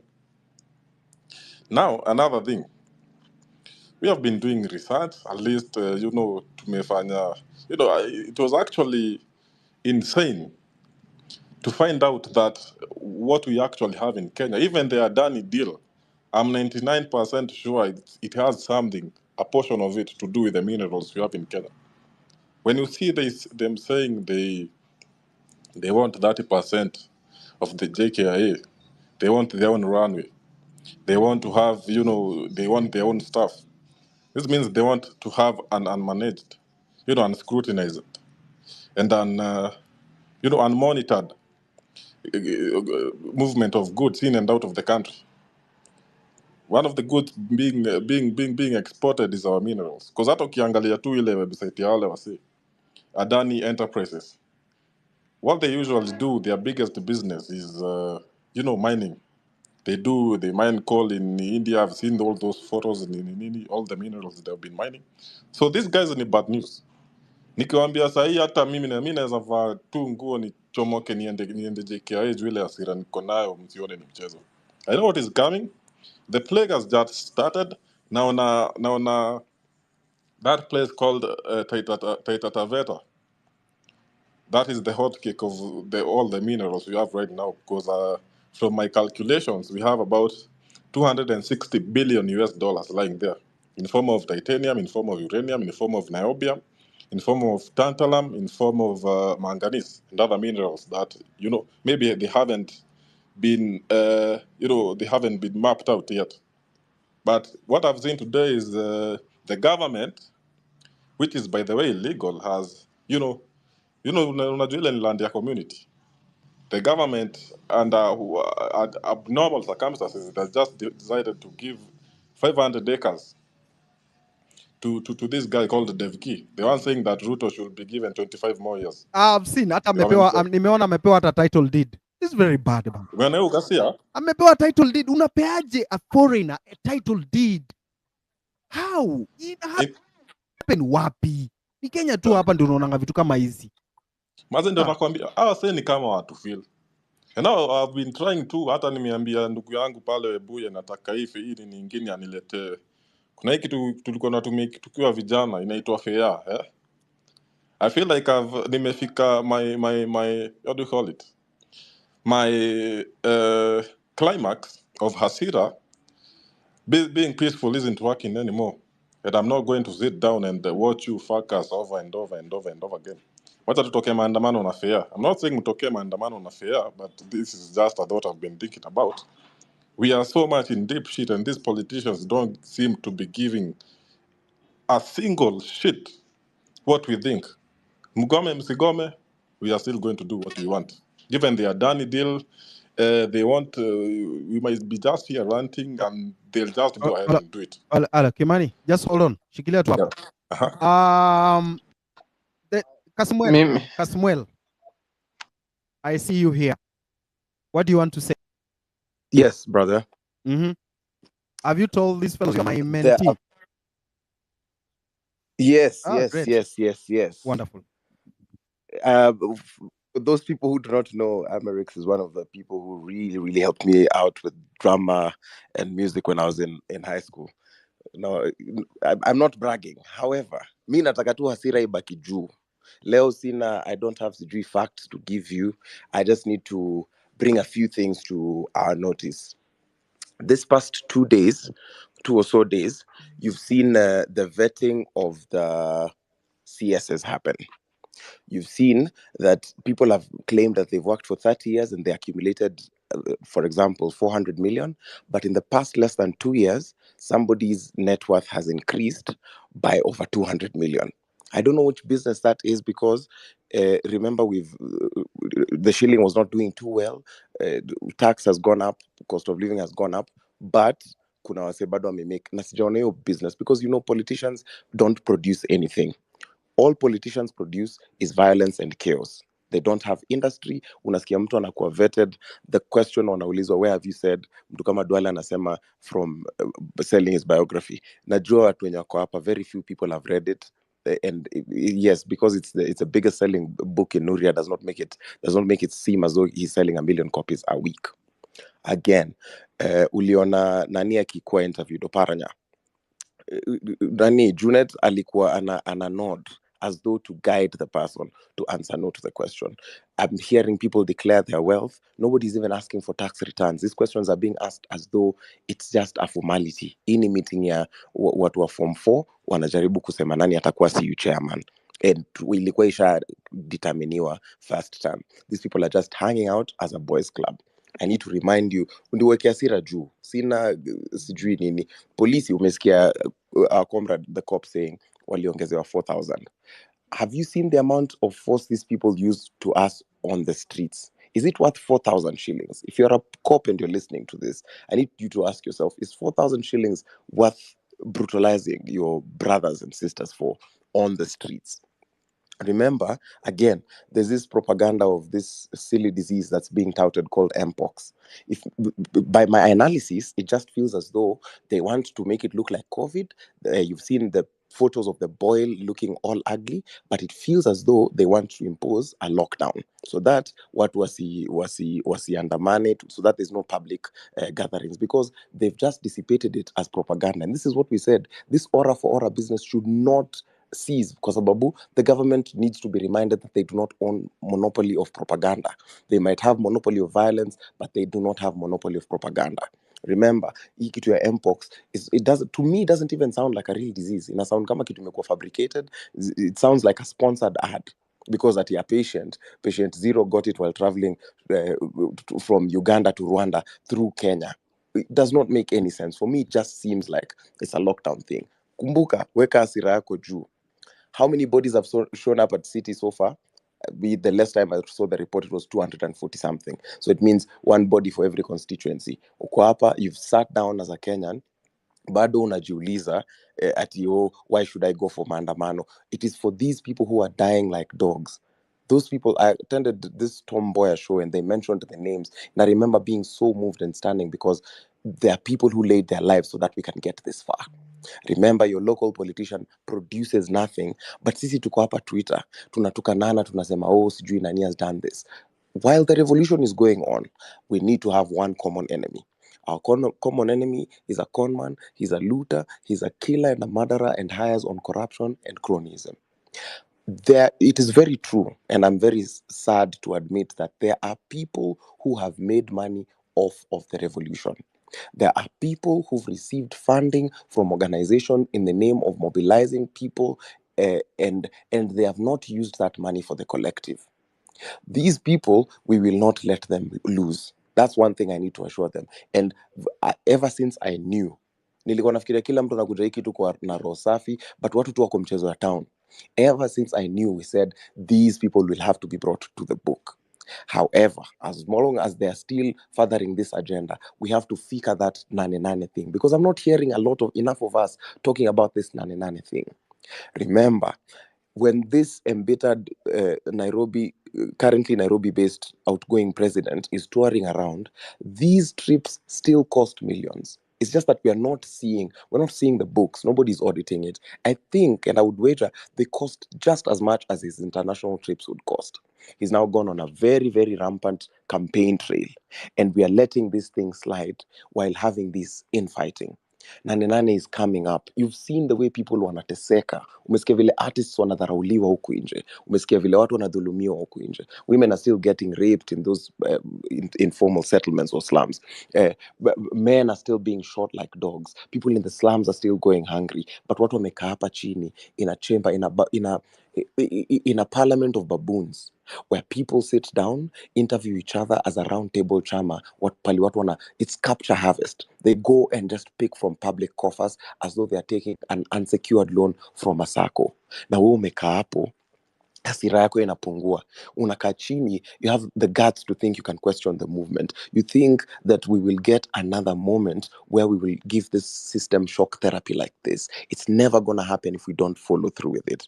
It's never. You've seen the effects it has all across Africa. So ukijaribu kuacha hiyo hasira yako ishuke, nitakukumbusha net worth ya our CSs.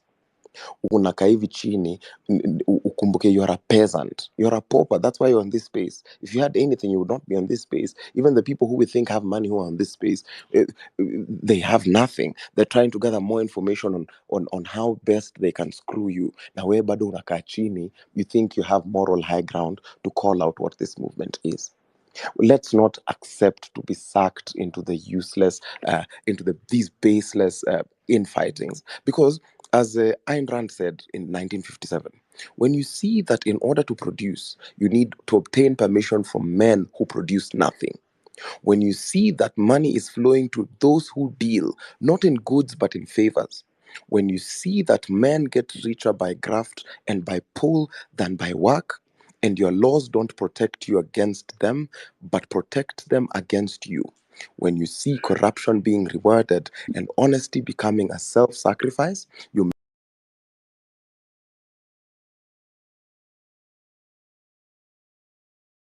that society is doomed and we're trying to reclaim it. And if you think about whatever even this CS vetting process is, that society is doomed and we're trying to reclaim it. And if you think about whatever even this CS vetting process is like someone who's doing a colonoscopy where they're supposed to be examining your internal organs, but they're doing it with a telescope. Nobody is up for accountability anymore. And the more we let these people slide, the more we let them deal and whore our future around, we will not have a country. This thing which people are lying and deceiving you that we don't have a country, that people are trying to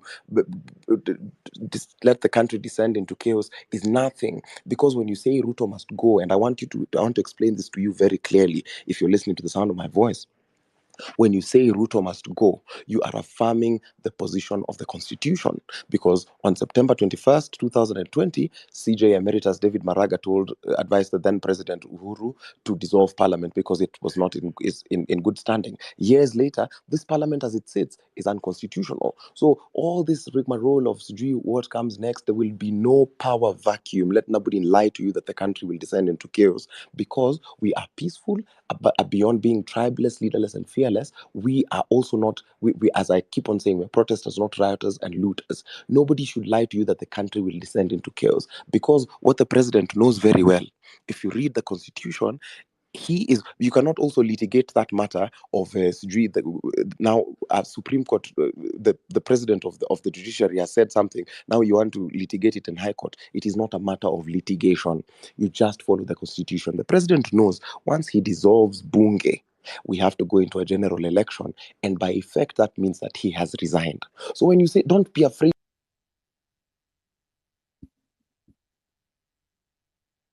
Hello? nobody lied to you. Can you hear me? Let Yes. nobody Can you lie hear me? to. Okay. Yes, I can. Let me just Okay. wrap it up. Let me wrap it up. Let nobody lie to you that the people are not for you. God is for us, the people are for us. And I talk as a person, nimeingia ground. Nimefanya hii kitu online, nimeingia ground, and everybody is ripe for these things. Toka hapo nje, hasira ikiwa juu, ongea na mama mboga wako. And don't talk down on these people. These people are equally as wise. They're equally as wise as we are. So in all our contributions in everything that you're doing, as we soldier up to Nane, ask yourself, is this country currently working for you? And is this the kind of country you want to live in? Thanks, Amerix. Thank you very much, Kasmueli. Yes, push it beyond online into offline. Okayo, I just want to inform you that this space has been reported several times. So when you try to fetch it, you may not see it. Jamaa wanajaribu report left, right, and center. I don't know what you have done. We are citizens. We have a right to assemble and talk. That is our constitutional mandate to do that. So Okayo, where are you? There was a young man Okayo who is pushing civic education. Sisi kama bado tuko hapa X tunagombana. Huko nje there are people doing something. They are talking to mama mboga, to whatever, boda, kwa matatu, everywhere. They are talking. They are telling them, look, this is why we are agitated. This is why we are not happy. This is why things are not going the way they're supposed to go. People need to be empowered with information. And that's what they are doing out there. But sisi hapa X, what are we doing? insulting each other, demeaning each other, belittling each other, abusing each other, something that we need to stop. We need to hold each other accountable, yes, but let us be in unity. Polo. Yes, sir. Endelea. Hey, hata nimepoteza nini. Where was I? What was I saying? I was talking. I think I was talking about. I mean, my main my core reason why I'm here is to talk about minerals and also the impunity. But my business right now is about minerals. I was saying Jimmy Wanjigi should be here, and also I saw Steve Mbogo speaking about the same issue. I think it was on Spice FM. Maybe she also tells us. Maybe he forgot to mention. Is it true that you have a mining, a mining site in Kenya and another one in Tanzania? Is that true, Steve Mbogo? I saw Steve Bogo here. The space has been having issues. I think I can also see. Steve Mbogo, are you here? I saw you. He was in the speakers panel. Yeah, he's a speaker. Maybe as we wait for Steve Mbogo, we have Ruben, Papa Ruben. I started listening to Papa Ruben back in when I was still a small fellow. Joy Bringers on VOK. Papa Ruben. Thank you very much, Amerix. I was getting worried because I have another meeting lined up, but thank you for, let me just use a few minutes. First of all, I wish we had time to talk about what MC Njagi is going through, because that's a whole issue that I have so much data on. But that's for another day. I would like to highlight four things. First of all, I would like us to understand that what we are dealing with is an enemy that has not been understood by Kenyans. And we need to break it down so that the amount of anger we put in this thing is maximized. Now, if we want integrity and somebody does not work on it, if we want accountability and somebody doesn't like it, if we want a lean government and somebody wants an expanded one, if we want to live within our means and someone is teaching his people and living extravagant, then we have a real enemy of our country. If we want the sacking of the entire cabinet, as in let them go so we can have a national representation on meritocracy, then we have a reshuffle of cronies.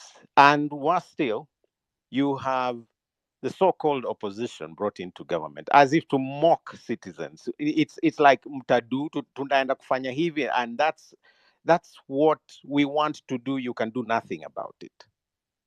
We know that parliament is an appendage of the executive. That we know.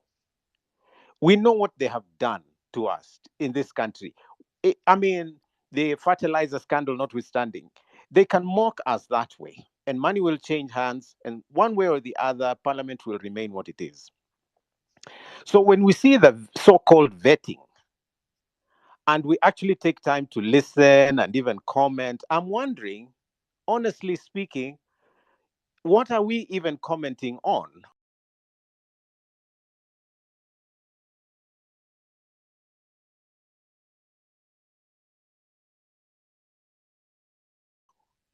We already know this is a rogue system. We already know this is a rogue system.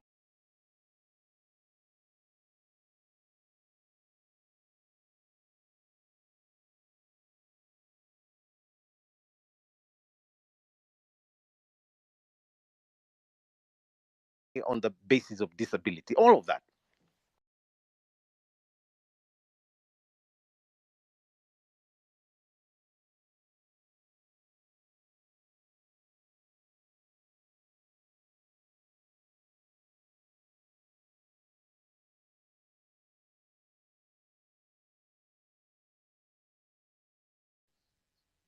And so I have been around and I've been looking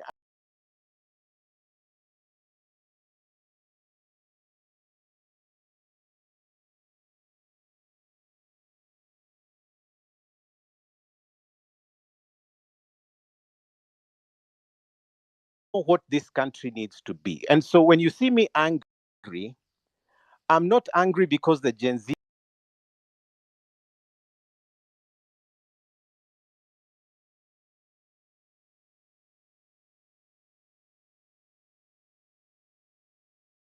is provoked us to look at these issues.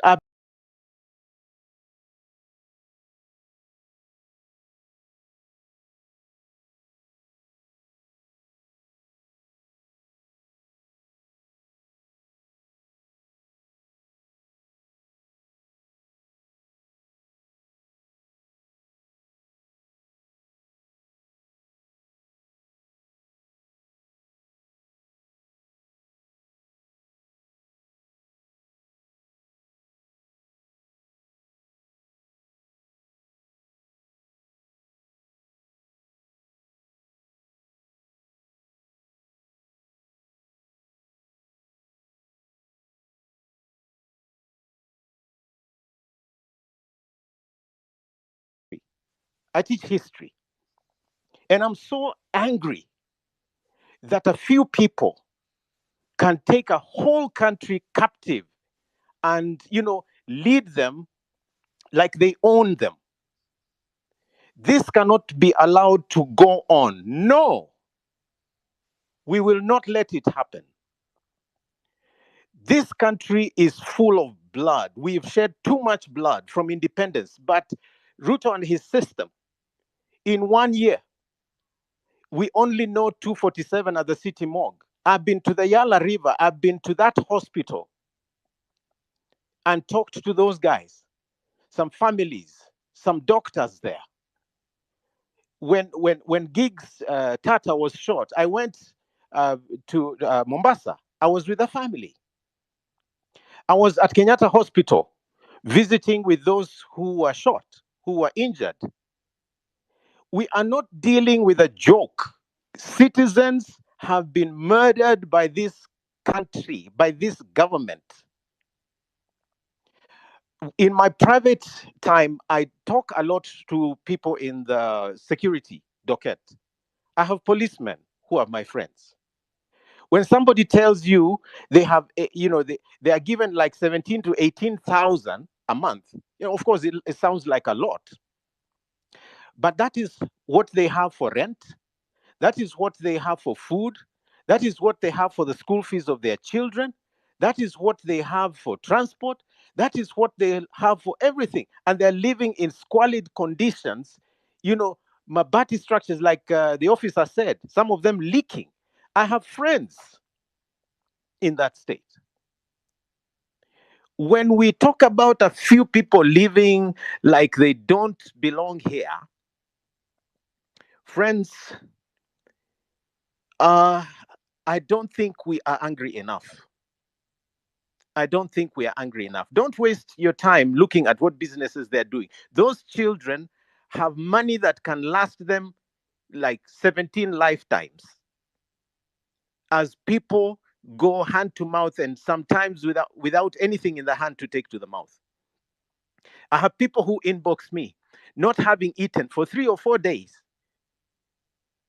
and I'm not paid enough to be able to have something go around for them. I'm talking to Uber drivers that are being harassed like crazy. Kenyans, if we allow these guys to, consolidate and kill the spirit of the struggle, we will be very bad losers. So let me just give a few suggestions. First of all, I really think that union leaders, those that are organized enough in groups that are suffering, need to come together and re-strategize a non-violent approach that succeeds our demos. We need to find a way of bringing this government to their knees because they are using our resources, our taxes, to stay in power and harass us.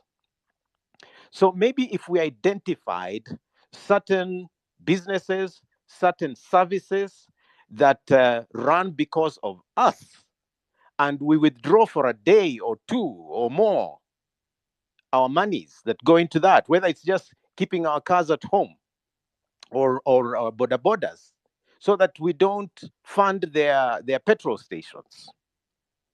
We need to come to a point where we do more than go on the streets. And I'm not saying this because I'm not going. I'm blind, but on Thursday, I will be on the streets.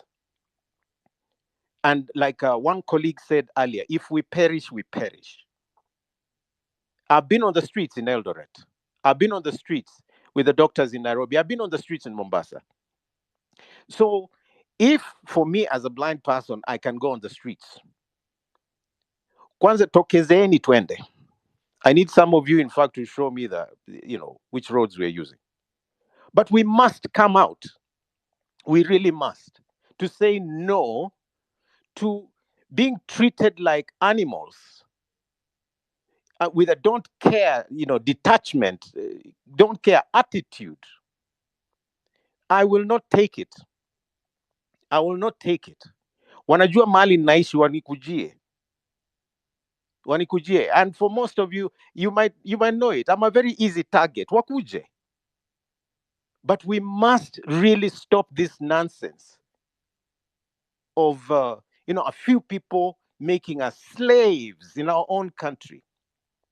So we must come out and do better than demonstrations. Bring these guys to their knees, to the point where one time we should say we're not going to pay any taxes. Watafanya nini? What will they do? One time, let's all decide they benefit from our data and airtime and all of that. One day, kila mtu akatae kutumia kitu, so that we come to a point where they understand something.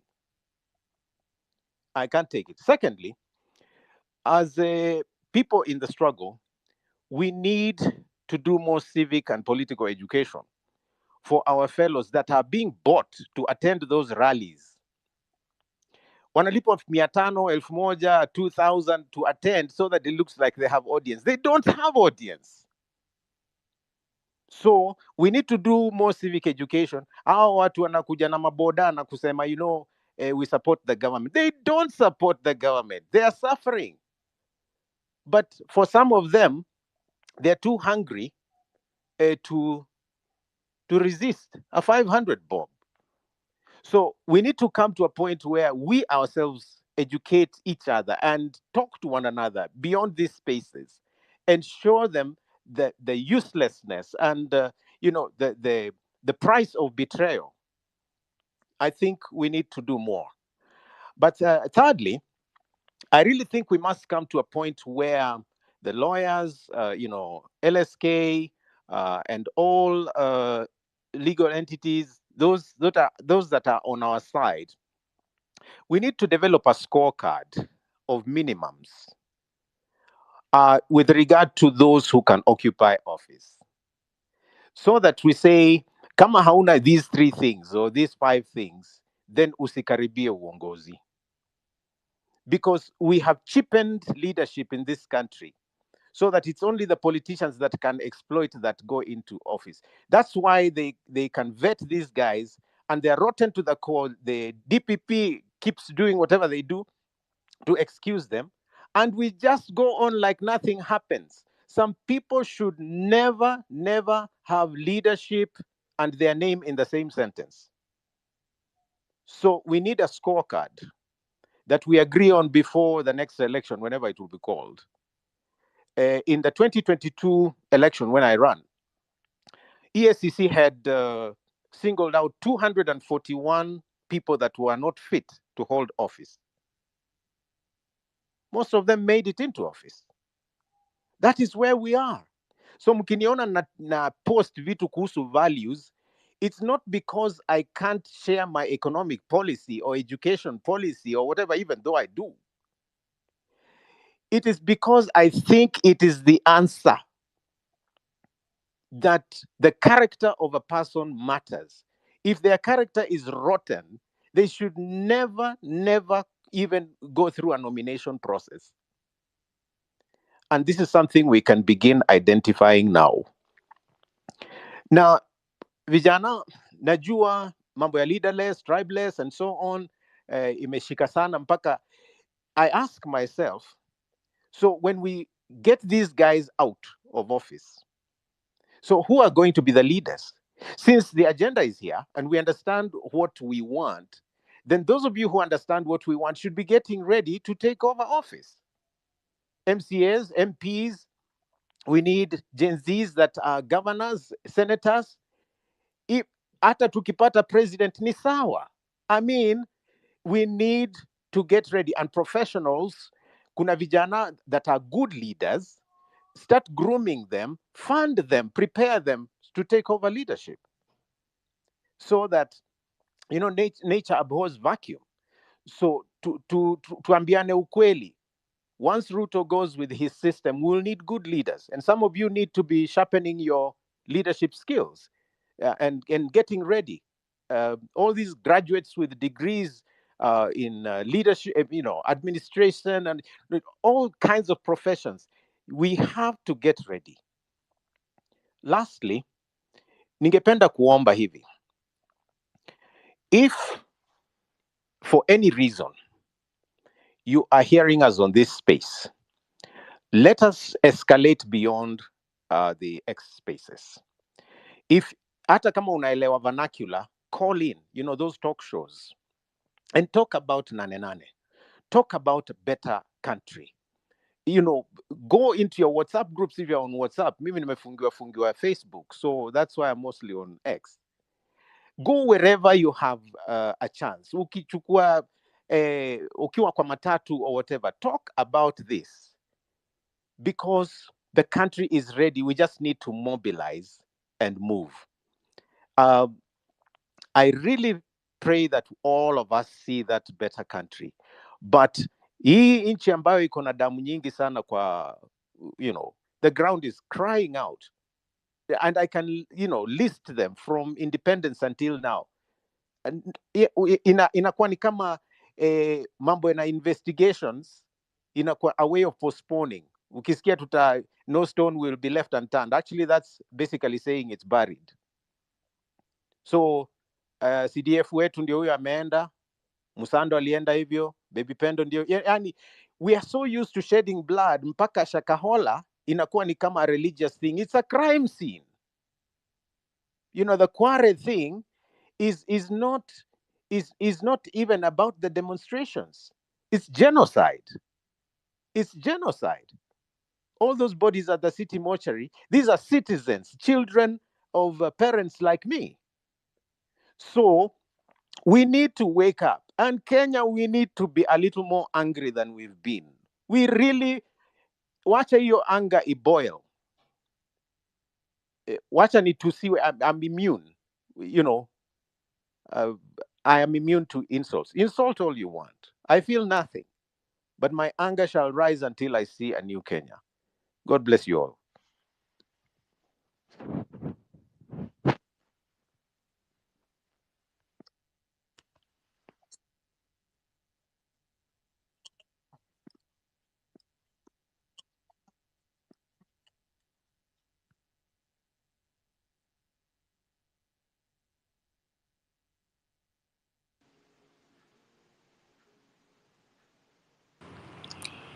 Now, I'm still waiting for Mr. Steve Mbogo to answer my question. Mr. Steve. Yes, Paulo Kimana, thank you very much. Paul, I think we had a problem from my end. All right. Because I'm a bit out of town.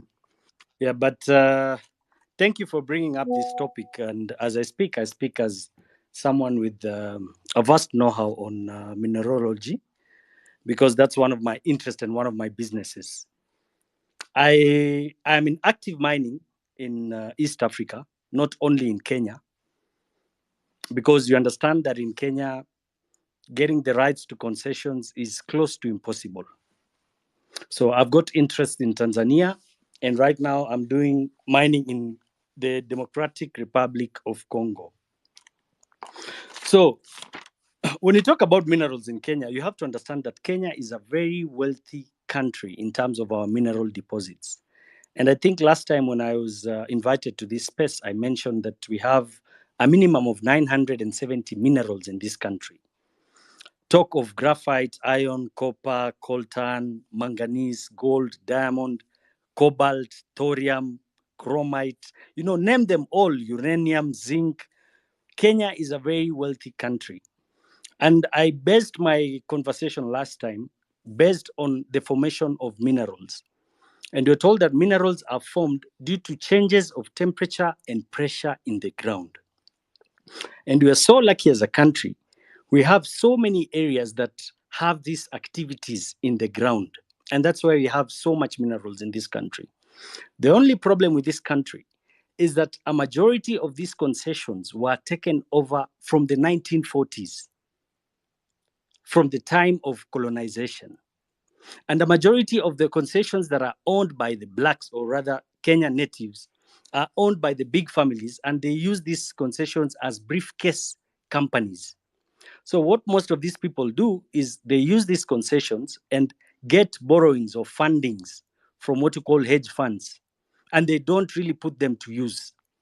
Number two, the majority of miners who are actively mining in Kenya are doing it in secrecy.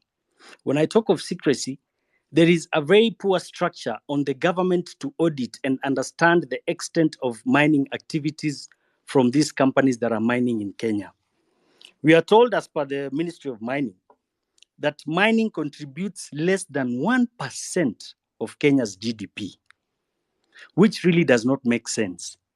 And the majority of minerals that are exported, the government earns royalties of about 3 to 4 to 5% only.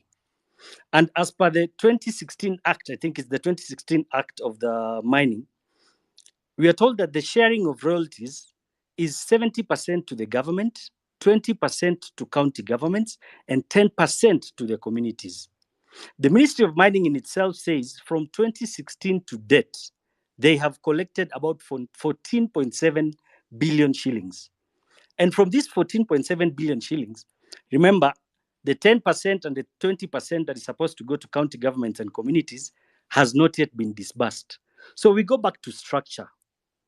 We also have a very bad structure when you talk of mineral exploration in Kenya. And I think it has been done by design because the cabals who control the mineral concessions in Kenya will not accept any Tom, Dick, and Harry to own or have a mining license in this country. That is why some of us, Apollo, it's good you asked me that question, will prefer to go and do mining in Tanzania because it's a business I know, I understand, and I have a passion for. Because I can get licenses easier there. I can get my returns in due time, and same as even countries like Congo. So you talk of some of the biggest companies that are doing mining in Kenya. I heard you mention Taita Taveta, and you said there's a value of about 260 billion. That is even way below the real figures of our mineral deposits in Kwale. Remember, niobium in itself is of a minimum 200 billion. I want to tell Kenyans that in the Kwale area, in the area of, Taita Taveta, we have the largest deposits of diamonds in this country, which are controlled through proxies, and they are controlled by the biggest diamond company in Africa known as De Beers, who have fronts here to secure the area, and they're not doing mining at the moment. So when you talk of the issue of the airport, Apollo, I'm glad you clicked and understood that one of the major activities, and that's why these people need the airport, is because of the mining factor. A country like Base Titanium, Base Titanium is a company that does mining in Kwale. I remember when they opened up their investment in the year 2022, they invested about $280 million to do mining for the titanium. And titanium is a mineral used as a pigment in house paint, plastics, and all those other stuff. 8 months down the line, Base Titanium had declared that they had made $350 million in less than a year. So you can imagine, within a year, these people had gotten their money back, and they've been mining ever since, till to date. We don't know how much the real figures they're mining there. The government is not earning enough royalties from the extracts of the mineral activity. So we need proper structures. Number two, I'd like to touch on the issue of the airport, because I think today that has been one of the bone of contention. And I want to tell Kenyans that a time has come where we really have to open our heads and understand what is happening in this country and the world at large. Most of us perceive this cell as a normal cell. But when you sit down and understand the scope at which this cell or this list is being drawn at, it raises a lot of questions. Many a times I've mentioned to Kenyans that there is a big global agenda to transform governance of the world to what we call a one world order agenda. And I've mentioned enough times that Kenya has been chosen as the pilot country for these implementations. Now, in one of their policies in the New World Order agenda, they are very open and clear, and they call themselves what we call liberal states. They have a thinking that they are going to convert sovereignties of other countries to one world government, which will be liberal. When I talk of liberal, it means countries without borders. And that is why the president, many times, he's been suggesting issues to do with abolishing of visas and opening up our borders. Now, look at what is happening in Europe today, or a country like America. As we speak today, there is so much chaos in the entire Europe, even UK. In London today, civil war they're at a brink of civil war. Why? They created policies to open up their borders and infiltrated immigrants purposely to bring in these immigrants to create chaos in the country. So when you look at this Adani deal in Kenya, in my own perspective and what I know and understand, is that this is not just a business transaction or a business venture. Adani is being used as a front company by the globalists to ensure they take over our most strategic transport hub, and that is the airports. Because the moment they will have control of our airports, they will have control of what is going in and coming out into this country. The moment they have control of our airport, they will dictate every other movement of staff and people and products and commodities in this country. So this is not just a matter of business transactions, and that's why it's not making sense. How can people propose to invest an investment out of 100%, which is about 2.5 billion? They're saying 53% will be financed by JKIA, 30% will be a borrowing, and for the borrowing, they need the title deed, which is about 4,500 acres. So in basic terms, it is total control of the airport. And the reason why they want to take over that title deed, that is in the essence, in case there is change of governance, there is no way we can take back our airport. Now, Kenyans need to understand that there are so many activities happening in this country that no one is speaking about. One of the biggest activity, and it is the biggest business in the world today, is not drug trade or ammunition trade or contrabands. The biggest thing happening and the biggest business happening in the world today is what we call human trafficking. And it is very sad that Kenyans are not discussing this issue. Today, as we speak, Kenya has been named as a conduit of child trafficking, a destination, and a source of child trafficking. Human trafficking is done for various purposes. Number one, for what you call forced labor, or basically labor. There's what you call sex exploitation. Number three is what you call adrenochrome. I don't know if some of you understand what adrenochrome is. Adrenochrome is a chemical compound produced by oxidation of adrenaline. Now, scientifically, it's been proven today that adrenochrome from young children have stem cells that reverse what you call aging. And that is why we've been seeing so many cases of children being abducted in this country. Many a times, every week in the news, you'll see news of children being abducted or being intercepted in the process of trafficking. But no one is speaking about these issues. So I want Kenyans to understand that the other factor of human trafficking is what we call organ transplant. Today, as we speak, Kenyans, I want to let you know that organ transplant and trafficking business is one of the biggest businesses in the world today. A simple organ like a liver will go between 150 to 550,000 euros. So that's about 60 million. A normal functional kidney will go up to about 27 million shillings. Talk of an organ like the eye cornea. Eye cornea will go up to about 2 million shillings. The lungs, a pair will go up to about 22, 23 million shillings. A normal functional heart will go up to about 33 million shillings. So we should not just look at issues and be personal. We need to cascade down the roots and understand the reasons why these people are so much interested in taking over this airport. Remember, they're saying they will ensure they do a complete overhaul of all the workers at JKIA. The main reason why they want to bring in their people, as Paulo Kimani had said, that is definitely to ensure that there is secrecy and there is total control of the activities they're going to do there. So Kenyans, I want you to go read about human trafficking. Mr. Steve, This is Mr. the Steve, biggest problem. Yes. Mr. Steve. Yes. I'm not trying to throw you under the bus. I think you are deviating kidogo from the main topic I asked you. But here's another question I have for you. Yes. Yes. Username, I'll not mention his username, but he's saying, Uyo Steve Kabogo, Uyo Steve Mbogo. The guy is in mineral deals in Kenya and the dirty deals. Anajua kila kitu, he himself has been doing dirty deals, even killing people because gold is. The guy even doesn't pay electricity, power, anasumbua. Just ask him direct about this question and the dirty deals he does. Hide ID. That's the question. So I think that is a nonsensical question to ask me, and the fact that it is a hidden ID. We are here to discuss issues, and you see, the biggest problem we have is we divert from issues.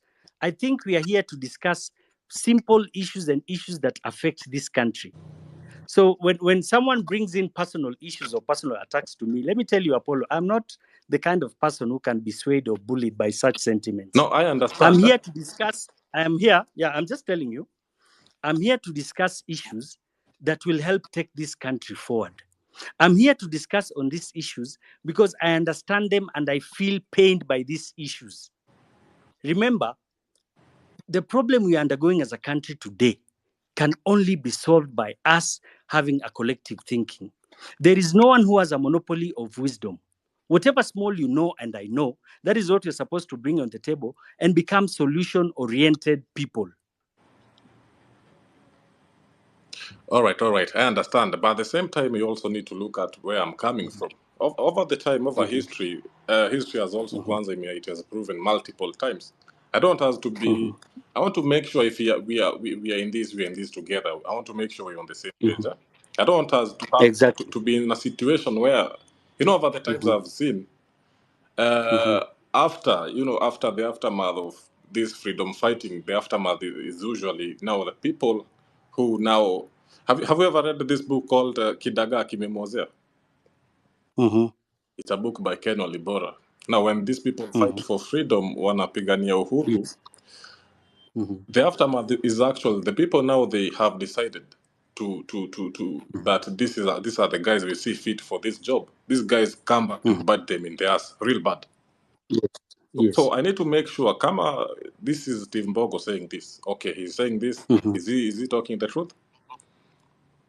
Yeah, I'll tell you, Apollo Kimani, and you need to understand, I'm someone who's been in the political space for some time, and I'm a purpose-driven person. I vied for Stare's seat in 2017. I did not make it.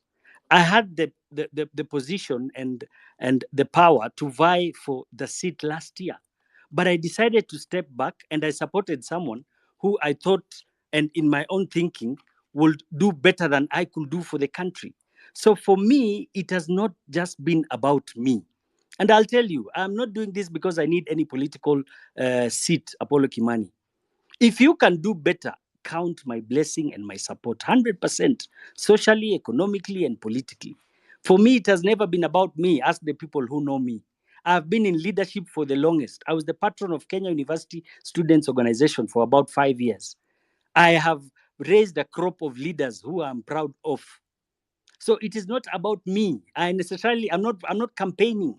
I'm speaking about issues that are affecting this country.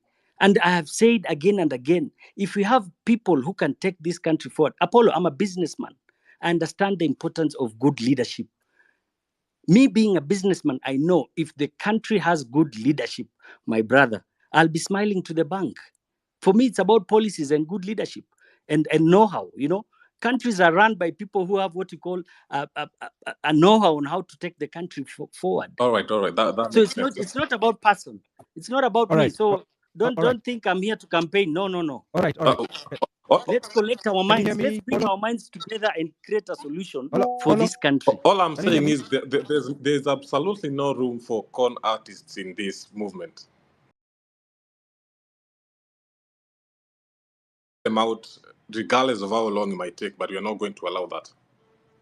That is very important. All right. Yes. Can you hear me? Yeah, I can hear you, Eric. All right. Yes. Okay. Just finish, Steve. You're saying something about adrenochrome and organ, and you are prosecuting something. Yeah. Yeah. So I was speaking about this other factor of human trafficking. I think I was more than done. Yeah, you could just wind up.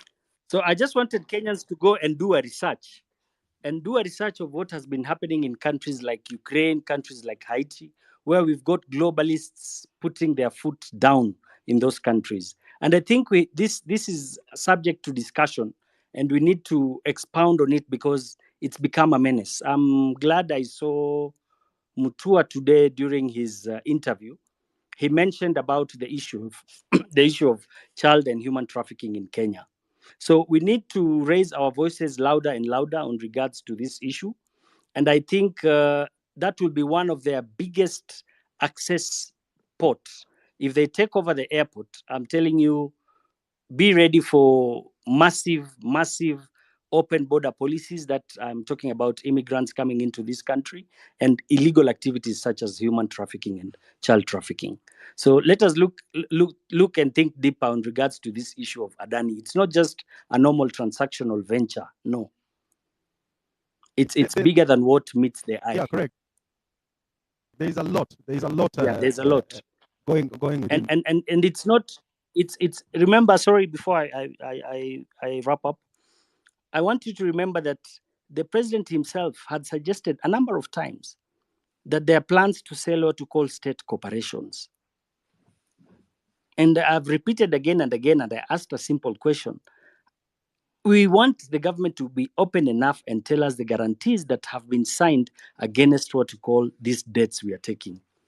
Because when you look at similar countries, we are seeing that, for example, countries like Ukraine, where these globalists have turned them to their playground, a majority of these debts from these Bretton Woods institutions are signed against state corporations and what we call agricultural land. So maybe, and I see, the sale of the airport is just an entry point to the idea of selling what we call state corporations, because there's no difference between the leasing and the selling. Thank you. Thank you very much, Steve. And always, the information you give us, of course, is very important. Plus the GMO, the mosquito ones, maybe that one we'll be talking later. There is a young man here from high school who is called Bivon. Bivon Abariako.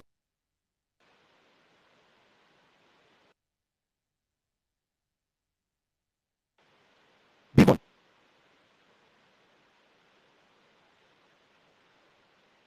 Bivon.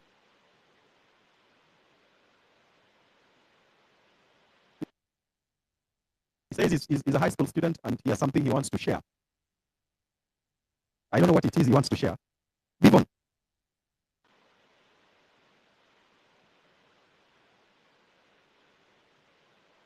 Bivon, you have the mic. Can you say what you want to say?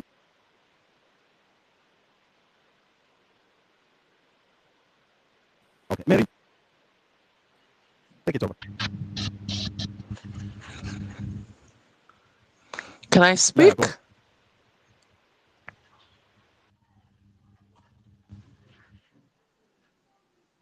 Yes, Mary.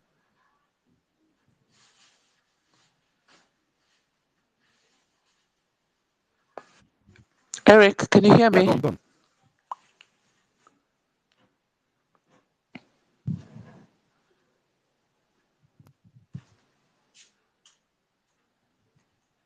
Yes, go on, Mary.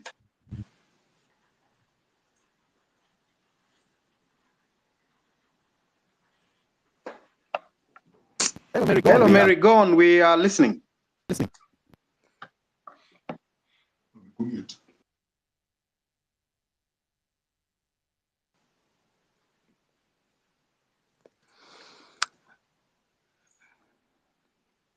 Polokimani, can you hear me? Please go on. We can hear you. We can Can you hear me? Okay. I'm going to speak about food security. I'm going to speak about food sovereignty. I'll try my best to be as brief as possible, just to make sure other people are able to speak. If you want to there is a clear intent in this country to control the food production, the food chain, and the food sovereignty of this country. It started when the president came into power. Immediately, he lifted the ban on GMOs. Without any public participation, GMOs were allowed in this country. I'm saying all this in support of Nane Nane, that we have every single reason to go on the streets. In the Kibaki administration, the question of GMOs came into light, and there was public participation, and Kenyans spoke loudly against GMOs. But in this administration, the ban has been lifted, and there's a havoc happening in this country right now. If you're careful to look at what is going on, food production is being controlled to the advantage of corporations.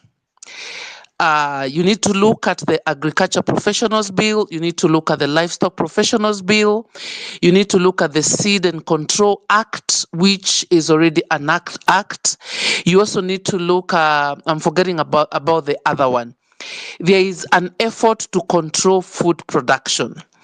Kenyans, as we are farmers by default. Every person, either in office or wherever you are, you have practiced farming in one way or the other. You have a goat, you are planting trees, you're producing food for own consumption, subsistence farmers, small-scale farmers. In Kenya, we are all doing agriculture in one way or the other. But now, this government is legislating on food production in this country. And I hope any lawyer on this forum looks at this bill, especially the latest, the livestock bill that has been presented to Parliament by Kimani Ichung'wah. The government officials are on a PR campaign, gaslighting any questions people ask, but that bill is a bill to control keeping animals in this country. There is an effort to vaccinate to do a census on all animals in Kenya and to vaccinate animals in Kenya. There is a very dangerous behavior that this government is taking. This is worse than the Finance Bill 2024, guys. It is worse 100 times. Imagine a situation whereby you have money but you cannot access good food. A situation whereby you cannot access that organic food because it's only set aside for the rich. We know about, like Steve has mentioned, the privatization of parastatals in the country. We know about the privatization of inaitwaje, the seed, this corporation, the company that takes care of seeds in this country. The government right now owns 52%, but there's a 48% that you can't really get to know who owns Seed Corporation in Kenya. There is, we need to look at food security keenly. We need to do civic education. If you're on TikTok, if you're a lawyer, help us go through these bills. But GMO is something that should make every Kenya go to the streets, because this is the biggest cause of cancer right now. I was in another space whereby Kenya is ranked the 4th in the cases of cancer in this country, after South Africa, Zimbabwe, and Malawi. What is the cause of these high levels of cancer in the country? It is because of the kind of foods we eat. I think we are so blind into what this government is doing, and we are not following the bills that are being passed in this parliament. Let me tell you guys, these loans that come to Kenya in terms of IMF and World Bank loans, they are attached with a lot of social economic requirements. And one of them is to pass these bills. So why is agriculture being censored? So why are they not passing bills on things like engineering, architectural? Why are they not controlling any other profession? They're just keen on controlling agriculture as an activity. This is very sinister, and I'm calling upon everyone to look into these bills touching on agriculture being passed in this country. They are coming out like good bills, but they are not good bills. They're just meant to control. Like, you're supposed to be registered to be a farmer. You're supposed to have a certificate to be a farmer. Where the hell do they get these bills from? We've been farming all the years, so now we need a certificate. Look at the penalties attached to people who practice agriculture without being registered. Where is this government taking us? Guys, let's look at issues of food sovereignty and food security in this country, because I think this is literally treason that is being committed against Kenyans. Thank you.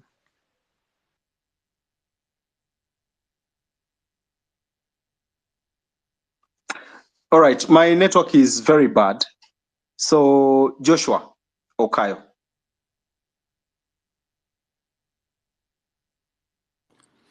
Hi, can you hear me? Kindly confirm. Yeah, we can hear you. We can hear you. Just go on. Thank you. My name is Joshua Okayo, and I think I was called to this space because of what I've been doing in the past 2 weeks. Number one, I must say that I'm a sad man today because of the number of bodies, lifeless bodies that have been discovered, and it's so painful. It actually reminded me of when I was abducted, and I thought about it. Probably I would have been part of that statistics today. It's really painful, very painful, and something has to be done. And that's why I'm going to start with a Bible verse I wrote today. And the verse is Joshua chapter 1, verse 9. The Bible says, let me just find it, sorry. All right, Joshua chapter 1, verse 9. It says,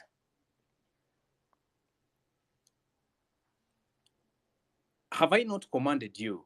Be strong and courageous. Do not be terrified. Do not be discouraged. For the Lord your God will be with you wherever you go. That is Joshua 1:9. Thank you. I also want to follow that with a quote from Martin Luther King, that protest is the language of the unheard. Friends, over the past 2 weeks, I realized that we have been having conversations on Twitter, on X Spaces, sorry. We've been having conversations everywhere in meetings. But then there's a group of people that we've left behind. There's a group of people that does not have, someone that does not have a phone. Or this group, they do not have phones or smartphones for that matter. These are people who never get to see what's happening in the spaces. And at some point, especially when we were heading towards the JKIA, Occupy JKIA, the media did not effectively report, or rather really help us to amplify what we needed to amplify at that time. And that means there are people who did not get information because probably they depend on radios or they depend on TVs, but then at that point it was not amplified as such. So that is a number that we lost just because we never reached out to them effectively. That is why I decided to go down on the ground. I said it is important that everyone gets to know what we are doing and what we are up to. Someone mentioned here before that these people do not, I mean, these people have the information. I want to affirm that by saying that people have an idea of what is happening. People have an idea of really what the Gen Zs, as we say, the movement is doing. But they want a reason to be part of it. They want a reason to, some people want a reason to go to the streets. Some people are not just, they just don't go with the waves. They want someone to speak to them, and they want to understand 1, 2, 3 things to be cleared here and there before they can get themselves up to go to the streets and to fight for what is rightfully theirs. And I'm telling you,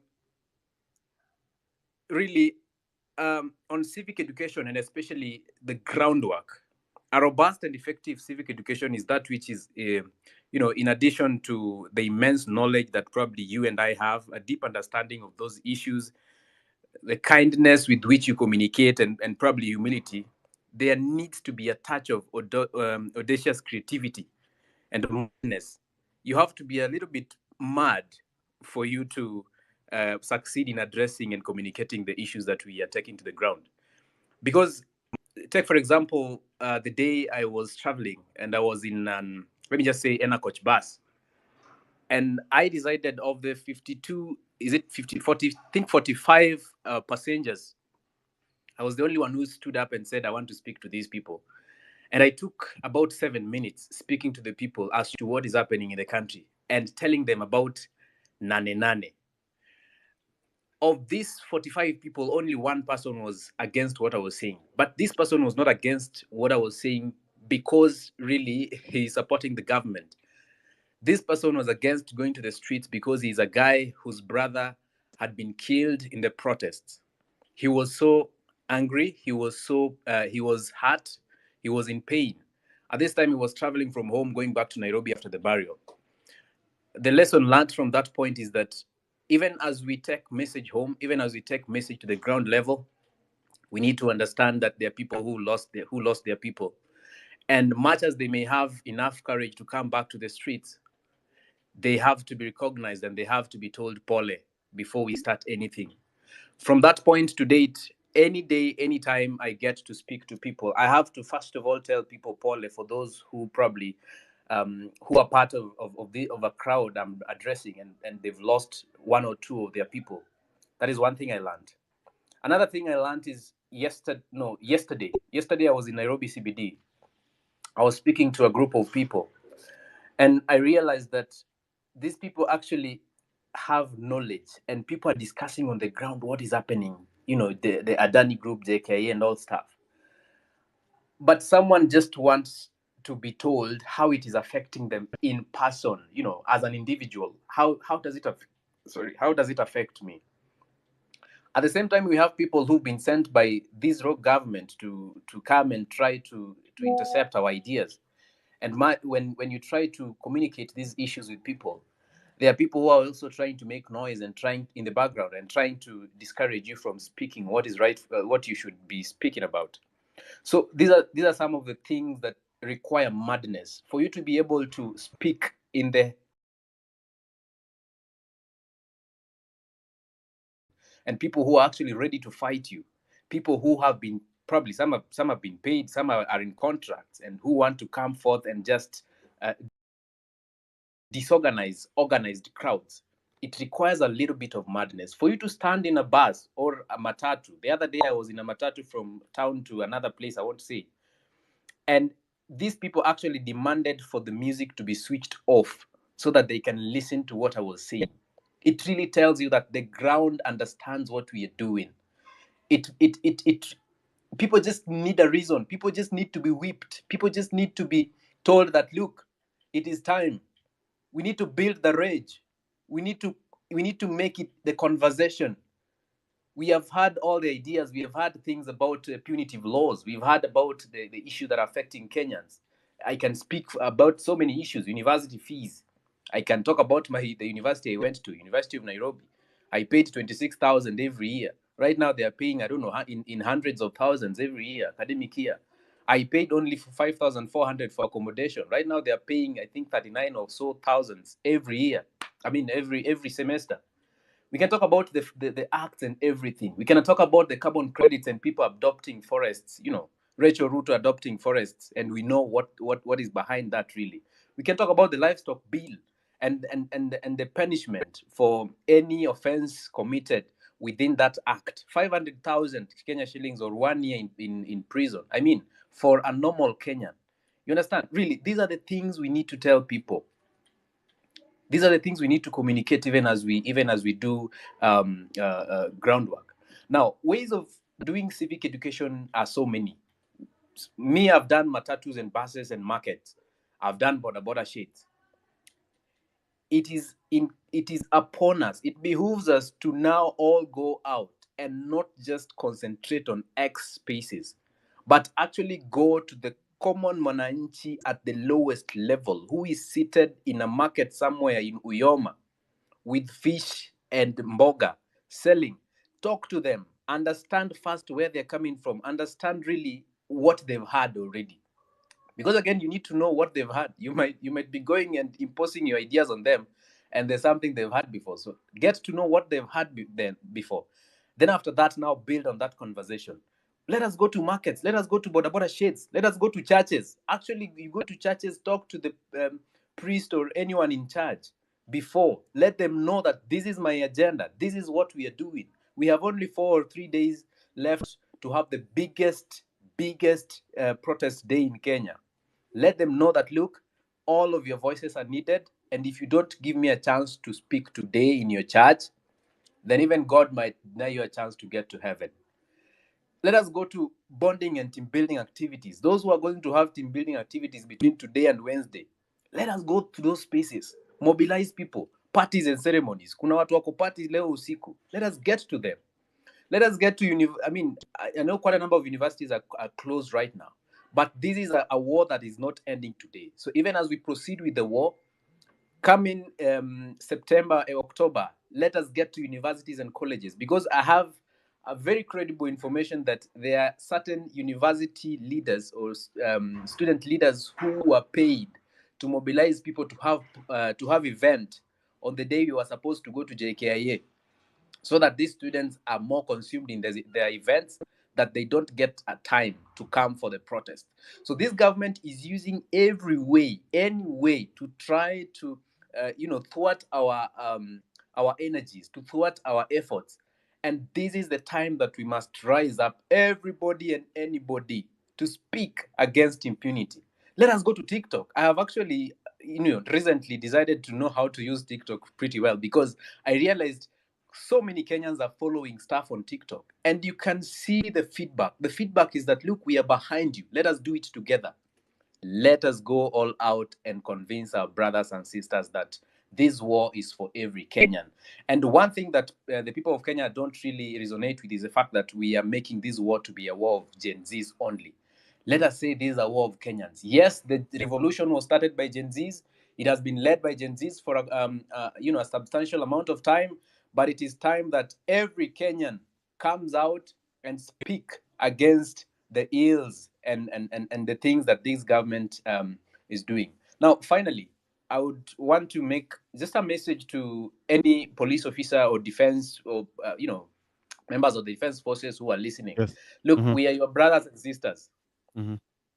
And we are not against you. We are fighting for something that is going to benefit everyone, including you. We are your brothers and sisters. You are our fathers. You are, everything. Please, you've seen what have been done in other countries. Come together. Let us join hands and let us speak to the truth. For our religious leaders, especially Supkem have today said that we should suspend, or rather we should halt the Thursday protests. I want to tell them we are not halting. We are going forth and marching to occupy what is ours. So the religious leaders, those who have not spoken, please come out, be on the right side of history, and make it known that you want a better Kenya. Make it known that at some point in 2024, you supported the people of Kenya against an illegal government. finally and very final, this is a just cause. I normally say when the cause is just, conquer we must. Let's go forth and conquer, ladies and gentlemen. Thank you. Nane nane, tunakutana. Thank you very much, Joshua. Thank you for your submission about civic education, a very important ingredient in any form of revolution of the mind, revolution of the politics of that country. Civic education, political education. That's what we have been missing here on this app. Of course, there are people who have been teaching us and sharing with us, but I know that is something that is going on even right now offline and in other apps like WhatsApp and TikTok. Thank you very much. Bivon, the student. I'm giving you 1 minute. Thank you. Thank you. Good evening, everyone. My name is Bivon.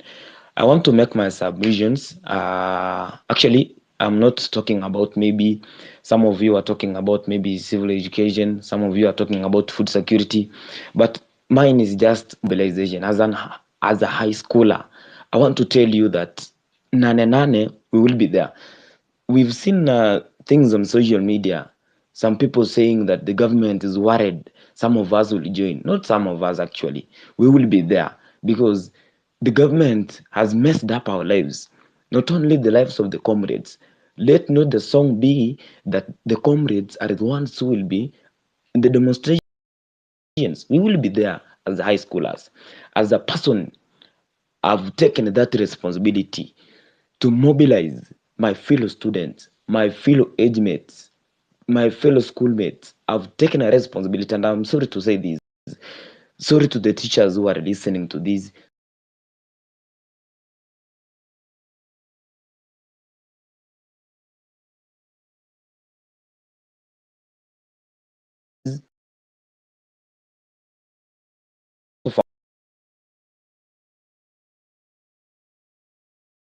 We are almost there. Let's not celebrate of these small things we've achieved. We've achieved the maybe we've achieved going to parliament. That is a small thing, very small indeed. So we should not be celebrating that at least Gen Z has achieved. No, we've not achieved. Our agenda is that Zakayo must step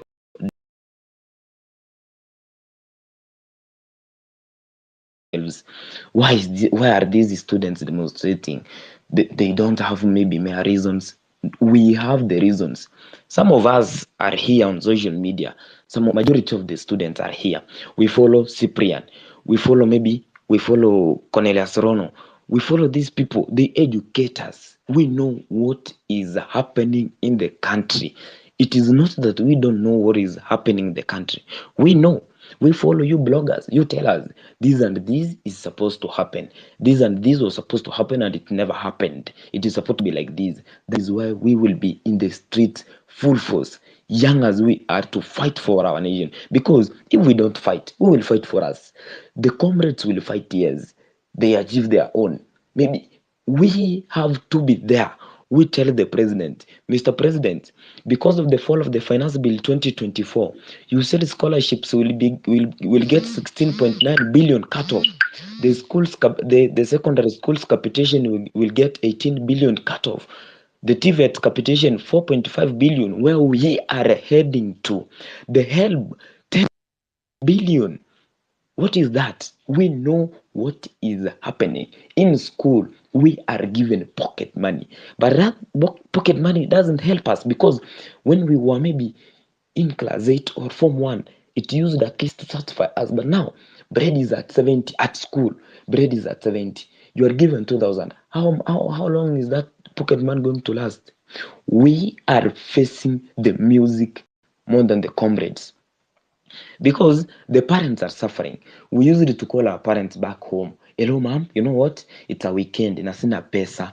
The parent sends you 200, 500, 1,000. But now you call a parent. The parent tells you, unajua, the loans I have zimechukua pesa yote.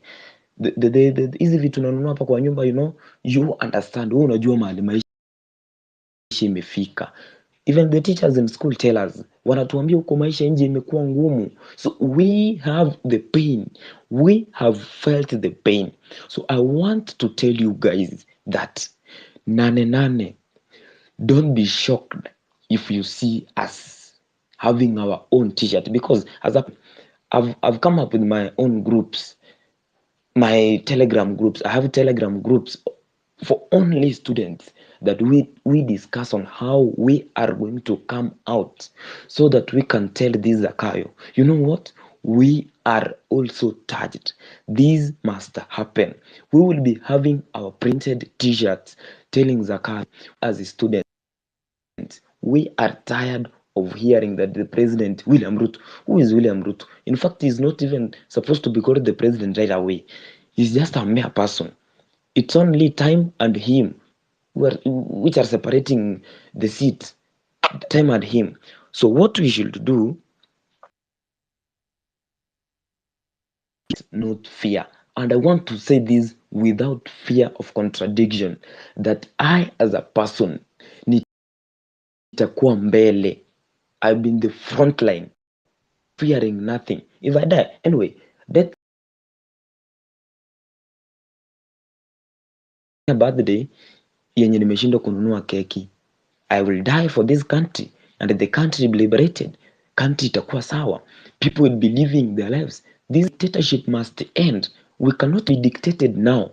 We can't be dictated with educated fools. Yani, I wonder. It's like now this government is playing with our minds. Now let's take an example of Manchester United as a team.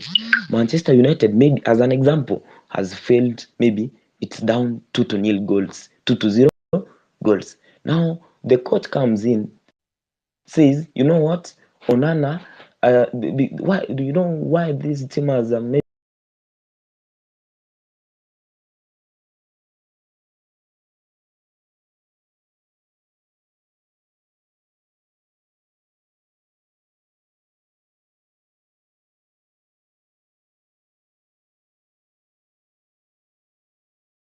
from the center back, taking to the forward, they will do nothing.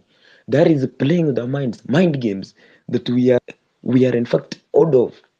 We can't be dictated with these just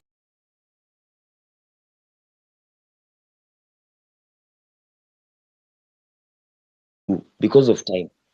We will be there. Finish. Yes. Let's not fear. Thank you. All right. Thank you very much. Thank you very much.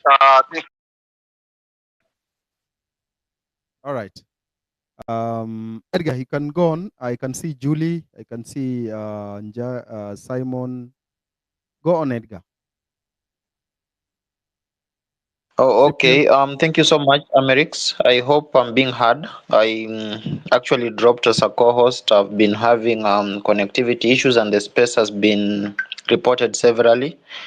So I also understand. So I'm going to continue giving people a chance, even though I'm not a co-host, but I'm going to give the people that have the mic a chance to talk at least for 2 minutes, because this citizen assembly is about you guys. It's not about Amerix, not about Cyprian Nyakundi, or it's not about Edgar. We must have these conversations, no matter how uncomfortable it feels to have the conversations, because at the end of the day, we do not have any Kenya. We have this one Kenya, and we must protect it at all costs. So Julie, hi, how are you? You have the mic. Good evening, everyone. How are you? Can you hear me?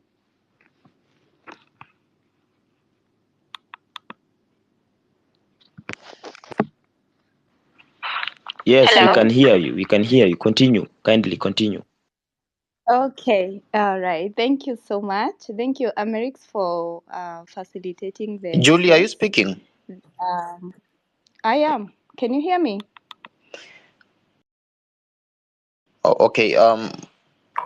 If you're not speaking, I'm going to give ask Ochi. I can see your hand is Hello. up, sir. What do you have to say? Hello, Edgar. Can you hear me? Perfectly. Proceed. 2 minutes. Thank you. But Julie was speaking. I think you can't hear her from your side, but she was speaking. So let her finish, then I'll Oh, I'll come in. okay. Thank Thank you. you. Julie, kindly finish. I couldn't hear you. I can't hear you. Can you hear me now? Okay, I will continue. Thank you, Amerix. Thank you to every Kenyan saying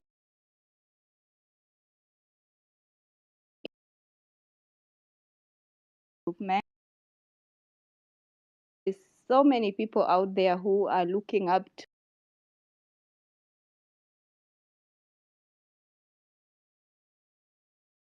We are not asking for too much. We are not asking for anything extra other than that what we deserve, which is a better Kenya, with the leaders who know what they are doing.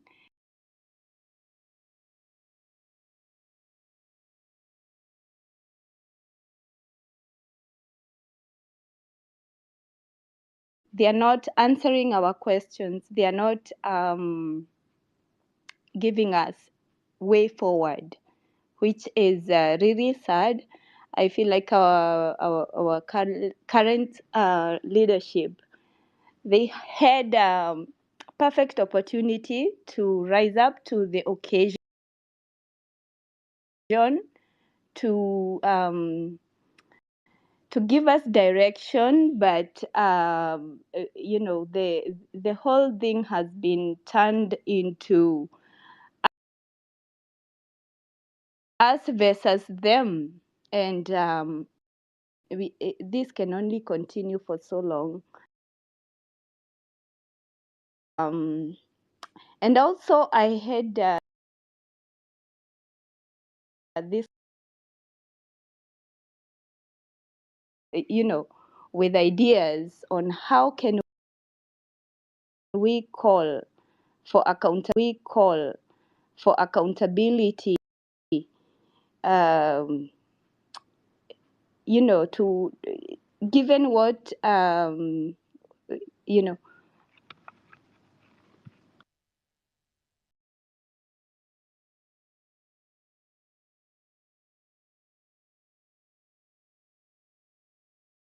Can you confirm that, Cyprian? All right, pick someone else, please. Let's continue. Okay. I think she's done. Okay, thank you. Ask Ochi. You have the mic. All right, Edgar. Thank you so much, brethren. Thank you so much, the Gen Zs who are here.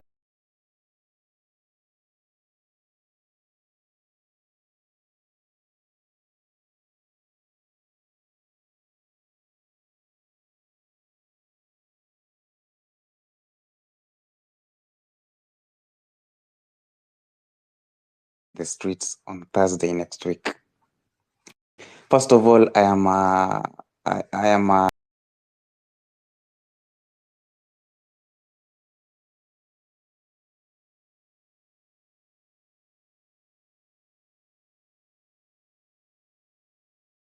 bob.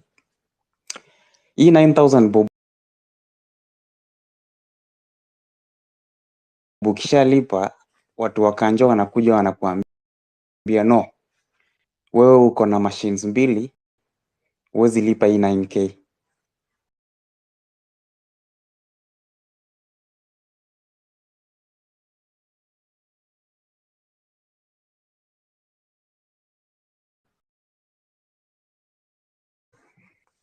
They will again come after 2 days. If you don't have that money, unawatumia hiyo 1,000 ama 200 unawapea. So inakuwa hivyo kidogo, since we ni mtu unaanza biashara, una decide acha nitafute ka fridge, at least niuze juice isupport rent. Ukitafuta fridge ulete, wanakuja wanasema sasa wewe sasa ushakuwa na biashara mbili.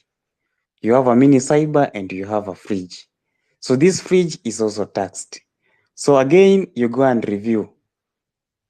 una update tena hiyo license yako, so unapata unalipa pesa mingi, you go at a loss in the name of paying taxes. So that is the major reason personally as to why I'm supporting Nane Nane and Ruto must go. It is so devastating. And also guys, niko na majamaa wangu ambao they are worried because you know guys, na Wabambwe jamaa kuwaongelelea si rahisi na inaeleweka since they are small wigs, na wanaogopa sana especially those boys, those anonymous boys in outbacks. So I was requesting Edgar, Eric, Nyakundi, we discuss a strategy of how we are going to demonstrate so as to reach this goal of stick together or be scattered and perish. What strategy are we going to use to stick together? Ndo maboys wetu wasibambwe. Because people are in this.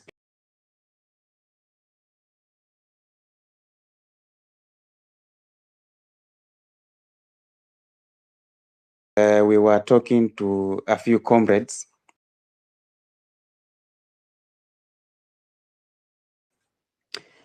People are so frustrated, especially comrades. For example, Eric, mimi niko TUM.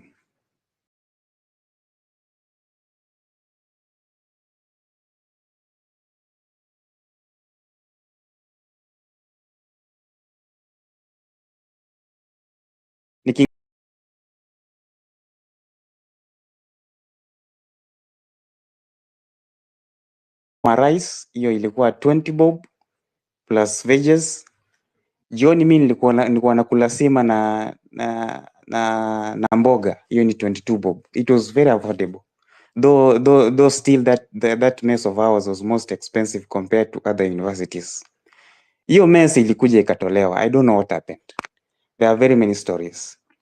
Rather, that mess has been taken over by a private investor whose prices are not affordable to many comrades.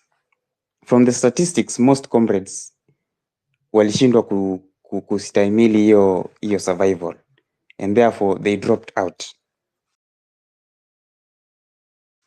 As you can imagine, Edgar, I had a roommate, siwezi mtaja. That guy tulikuwa tuna survive na yeye. That guy angetumiwa hata 300 a week ama hata 200. So you see hiyo 300 ama 200 alikuwa anaibajetia ana survive nayo pale mess. Saizi food yenye alikuwa ananunua 20 bob, saizi hiyo food ni 70 bob ama 100 bob. Sasa so unaona hiyo 300 haiwezi msustain saizi. So you see such students had to drop out. And these are the many problems zenye zinaanzia huku chini, na ukiona kitu inafanyika huku chini time kule streets, haja feel test ya hii ama hajakuwa hit na hii government. So guys, I'm supporting Nane Nane and I'm giving you morale. Tutoke next week Thursday to the streets. Let us air out our views, and mi usema kila siku we must be heard because we matter. Asanteni sana. Eric, tafadhali muzungumzie hiyo strategy tutatumia ndo at least maboys wengi watokezee. Thank you so much. Okay, asante. Thank you so much for that.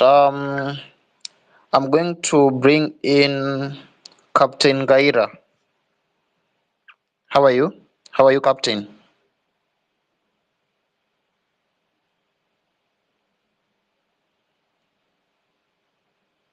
Okay, if he's not there, I'm going to let Deborah Akello speak. Good evening, how are you? I'm good. How are you guys doing? We're fine. You have the mic, 2 minutes kindly. Thank you. So, yes, I've been listening and thank you for giving me the mic. And the topic today is stick together or be scattered and perish. So, what are the other ways of this movement sticking together? I've heard people talk about civic education, and I want to give a shout out to Morara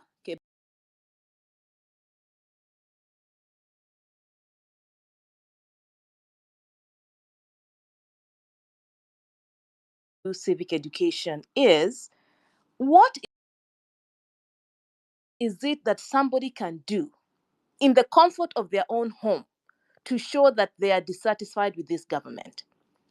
I was of the opinion that if we say from 12 o'clock to 1 o'clock every day, we should be making noise, banging sufurias. If you're in the house, just go outside with your sufurias, just bang them and tell this government we are hungry, we don't have food.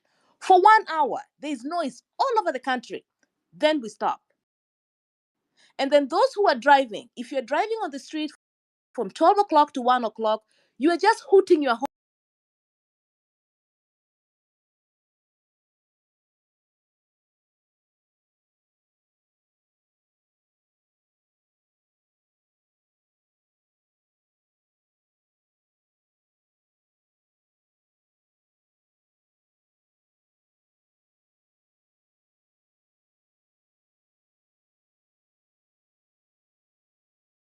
8 p.m. Tunapiga tu kelele. Kama una drive, kama uko kwa nyumba, just get sufuria na mwiko. Piga tu. Yani, noise, all over noise, to show this government we are dissatisfied. So these are some of the ways that people can participate in this protest. If not just going on the street, what can somebody do in the middle, in the comfort of their home? All you do, toka tu kwa dirisha, ama utoke nje kwa mtaa, kwa raunda, mnapiga tu kelele. So that is what I think we need to do. We need to tell people in our neighborhood, why are you dissatisfied with this government? And if you're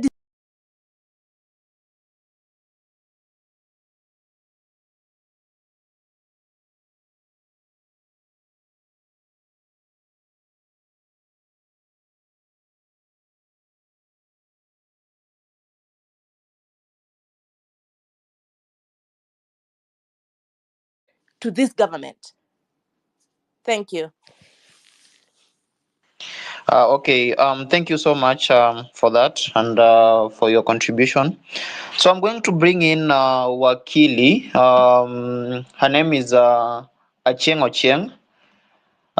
She has wanted to speak about the issue on IBC. I think she's preparing something together with Mukenya Daima, if I'm not wrong. So, Madam Wakili, kindly, if you could keep it to 2 minutes, kindly. Hi, Edgar. Thank you. I'm Dana Chieng Wakili, and I'm just here to speak on IBC. And the point I want to touch on, or my points on today on IBC, will be about the selection panel that is currently underway. Just to bring you guys up to speed, some of you might not know, but there's a court order by to stall the process of having the selection panel. Like, he's stalling the process of selecting the panelists, the IBC panelists. And the reason why he's doing this, it's because him as himself, as Wiper, he wants to switch one of the Azimio reps to be one of Wiper reps. And true, he's part of the Azimio coalition. So I want us to come in as the youth. Right now, I've been seeing, even my mom called me, and we are being called Generation Zote. We're not just Gen Z, we're Generation Zote. And what I want us to touch on, the youth, we've really made, our voice has been heard. We went to the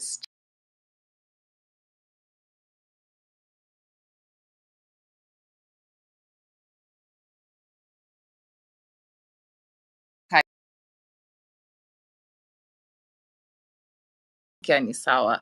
The youth, we comprise of our population is if we made noise and we went to the street and we demonstrated, and the people who benefited from this is Raila and his team.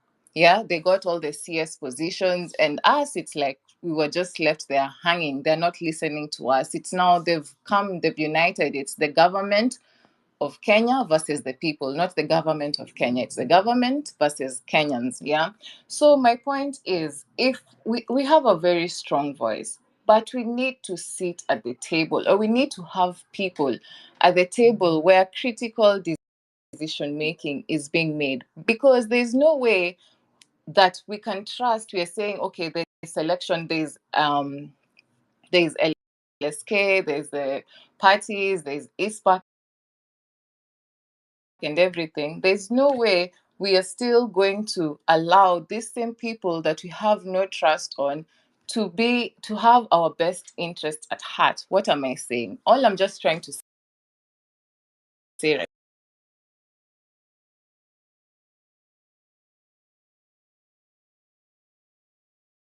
we want that the youth, at least youth and person of disabilities, PWD, one male, one female, or one PWD, to be part of the selection panel. And I feel like this is important, because if we have somebody who is there in the table where these tumbocrats are going to make decisions that are going to influence our lives, because I've been in this space and we are tired, there's hopelessness, but we're still fighting. And especially that the numbers of 247, nilisikia namba nikasikia kama nitachizi. Nikikumbuka media says the media was reporting 60. And I'm like, why was the media reporting 60? I don't know, 50 for the longest time, ikafika 61, ikastall hapo. And yet the number right now is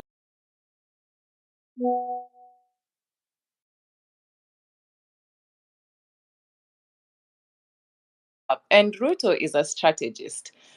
Tulikuwa tumemaliza, and he went and purposefully picked Raila because he knew Raila has a say. There are people who Raila will say jump and they'll ask how high. If he didn't go for Raila, I don't see how Ruto would have survived till today. But Raila came on his side, and now they've bought each other some grace period, and now they're together. But now all I'm saying is, guys, if we are good at pushing tags, we are good at going making our voices being heard, but I don't see how our voices will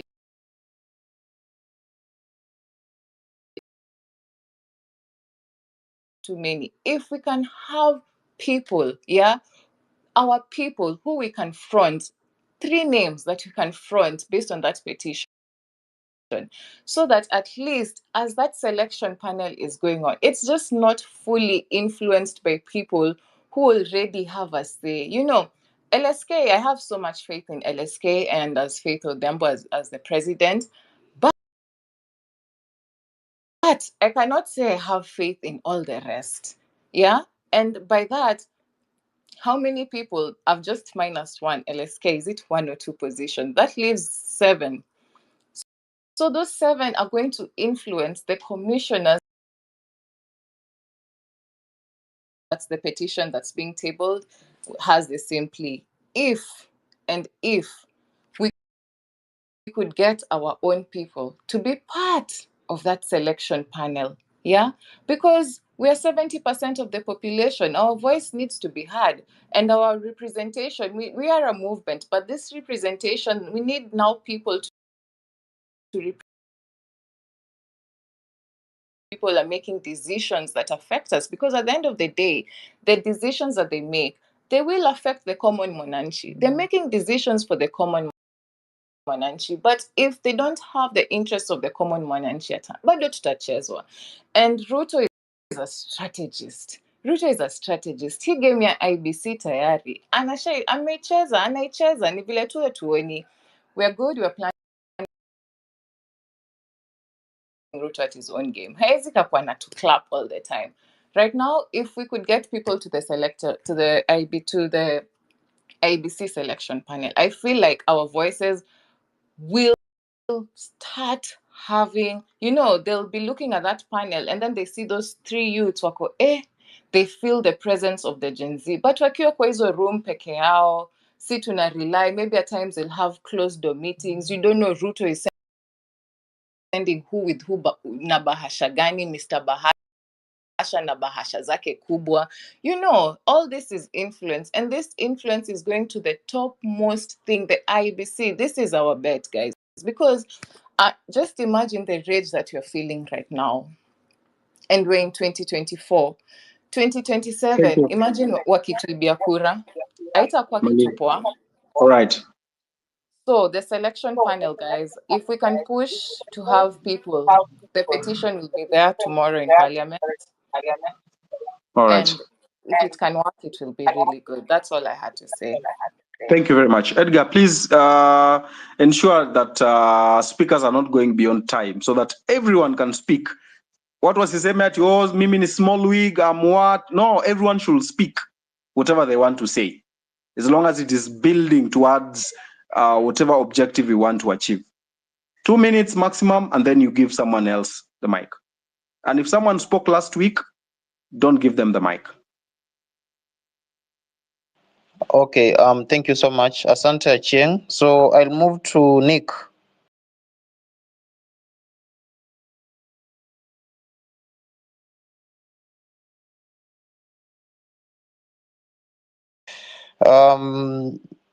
Let me move to AK.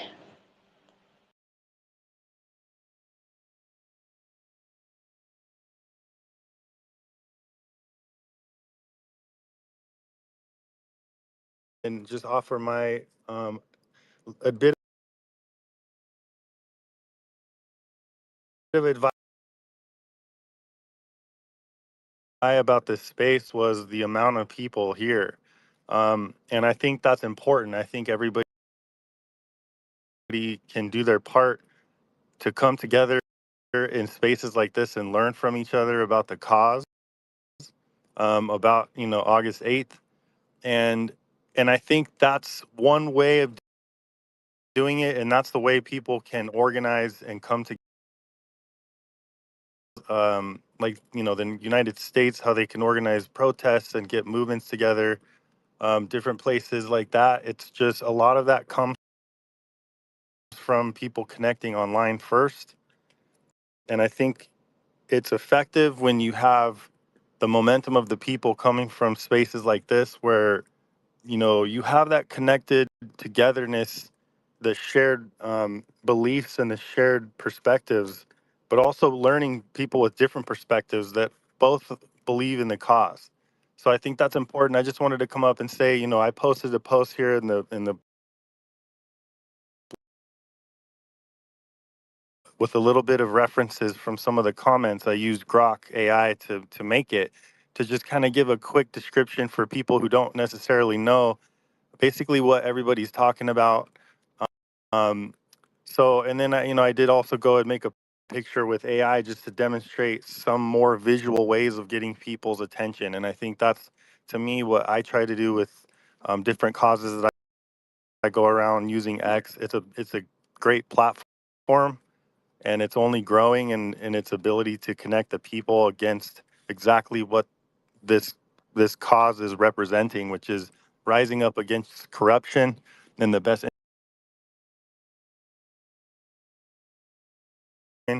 And we wish you the best. Okay, All thank right. you so much for your submission, and thank you so much for keeping it short.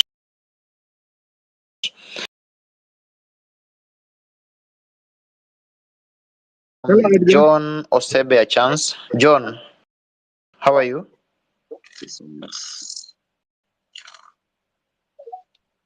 John?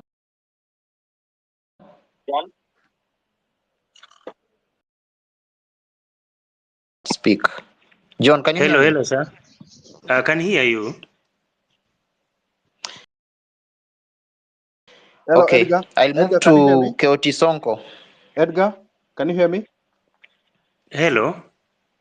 Hello, Edgar. Can you hear me? Keoti Sonko. Okay. Thank you so much, Edgar and Eric.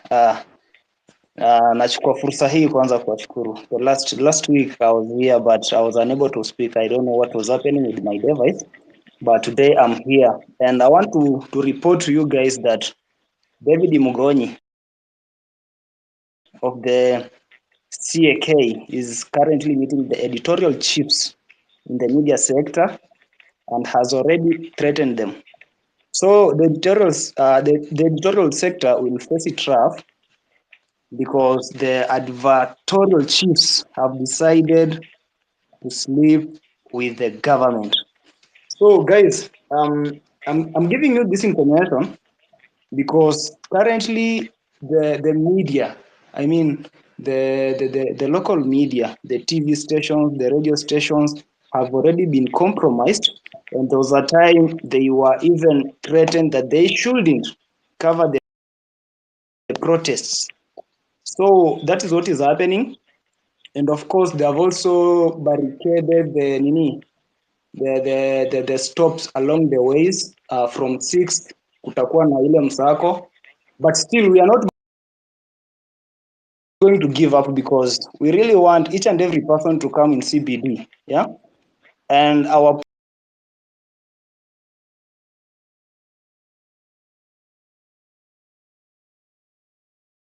come in CBD, come prepared, come with your charger, come with your I mean with your device ishakuwa charged, come with anything you think inaweza sustain for at least 2 days because nane is not going to be business as usual.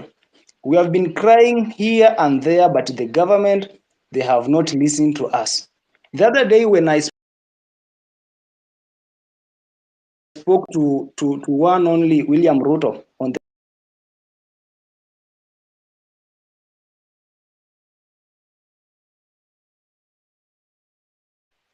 and then akakuja kukalia masikio zake akachukua mtu mwenyewe anamweka in the Ministry for Sports. So I'm wondering what exactly that this person knows. Ama ni venye alichezea Bunge FC some other times. Anyway,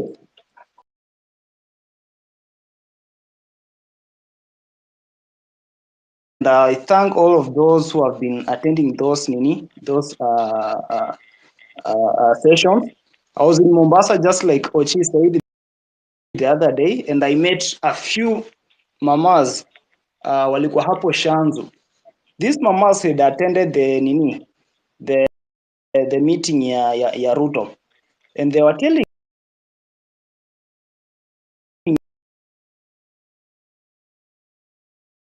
that video and lakini nilificha sura zao because I didn't want them to be exposed, and I posted here on X.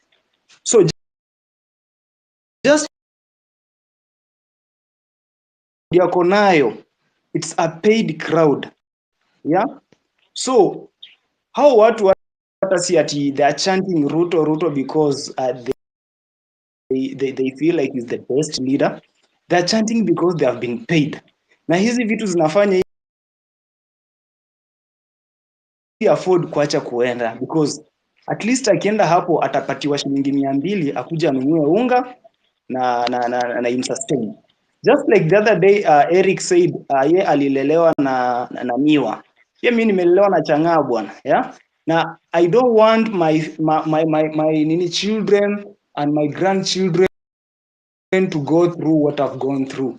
Yeah? So we are asking people to come out in large numbers on Nane. And those influencers who are here, especially wale socialites and celebrities, musicians, we are calling you mkuje pia nyinyi mu amplify this voice because sisi hapa ma small wigs peke yetu hatuwezi, and even the government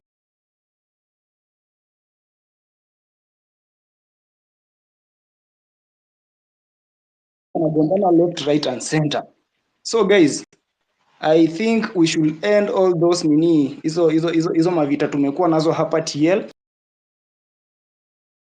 and come we stick together, because if you are going to be scattered, then you are going to perish, just like Eric had said.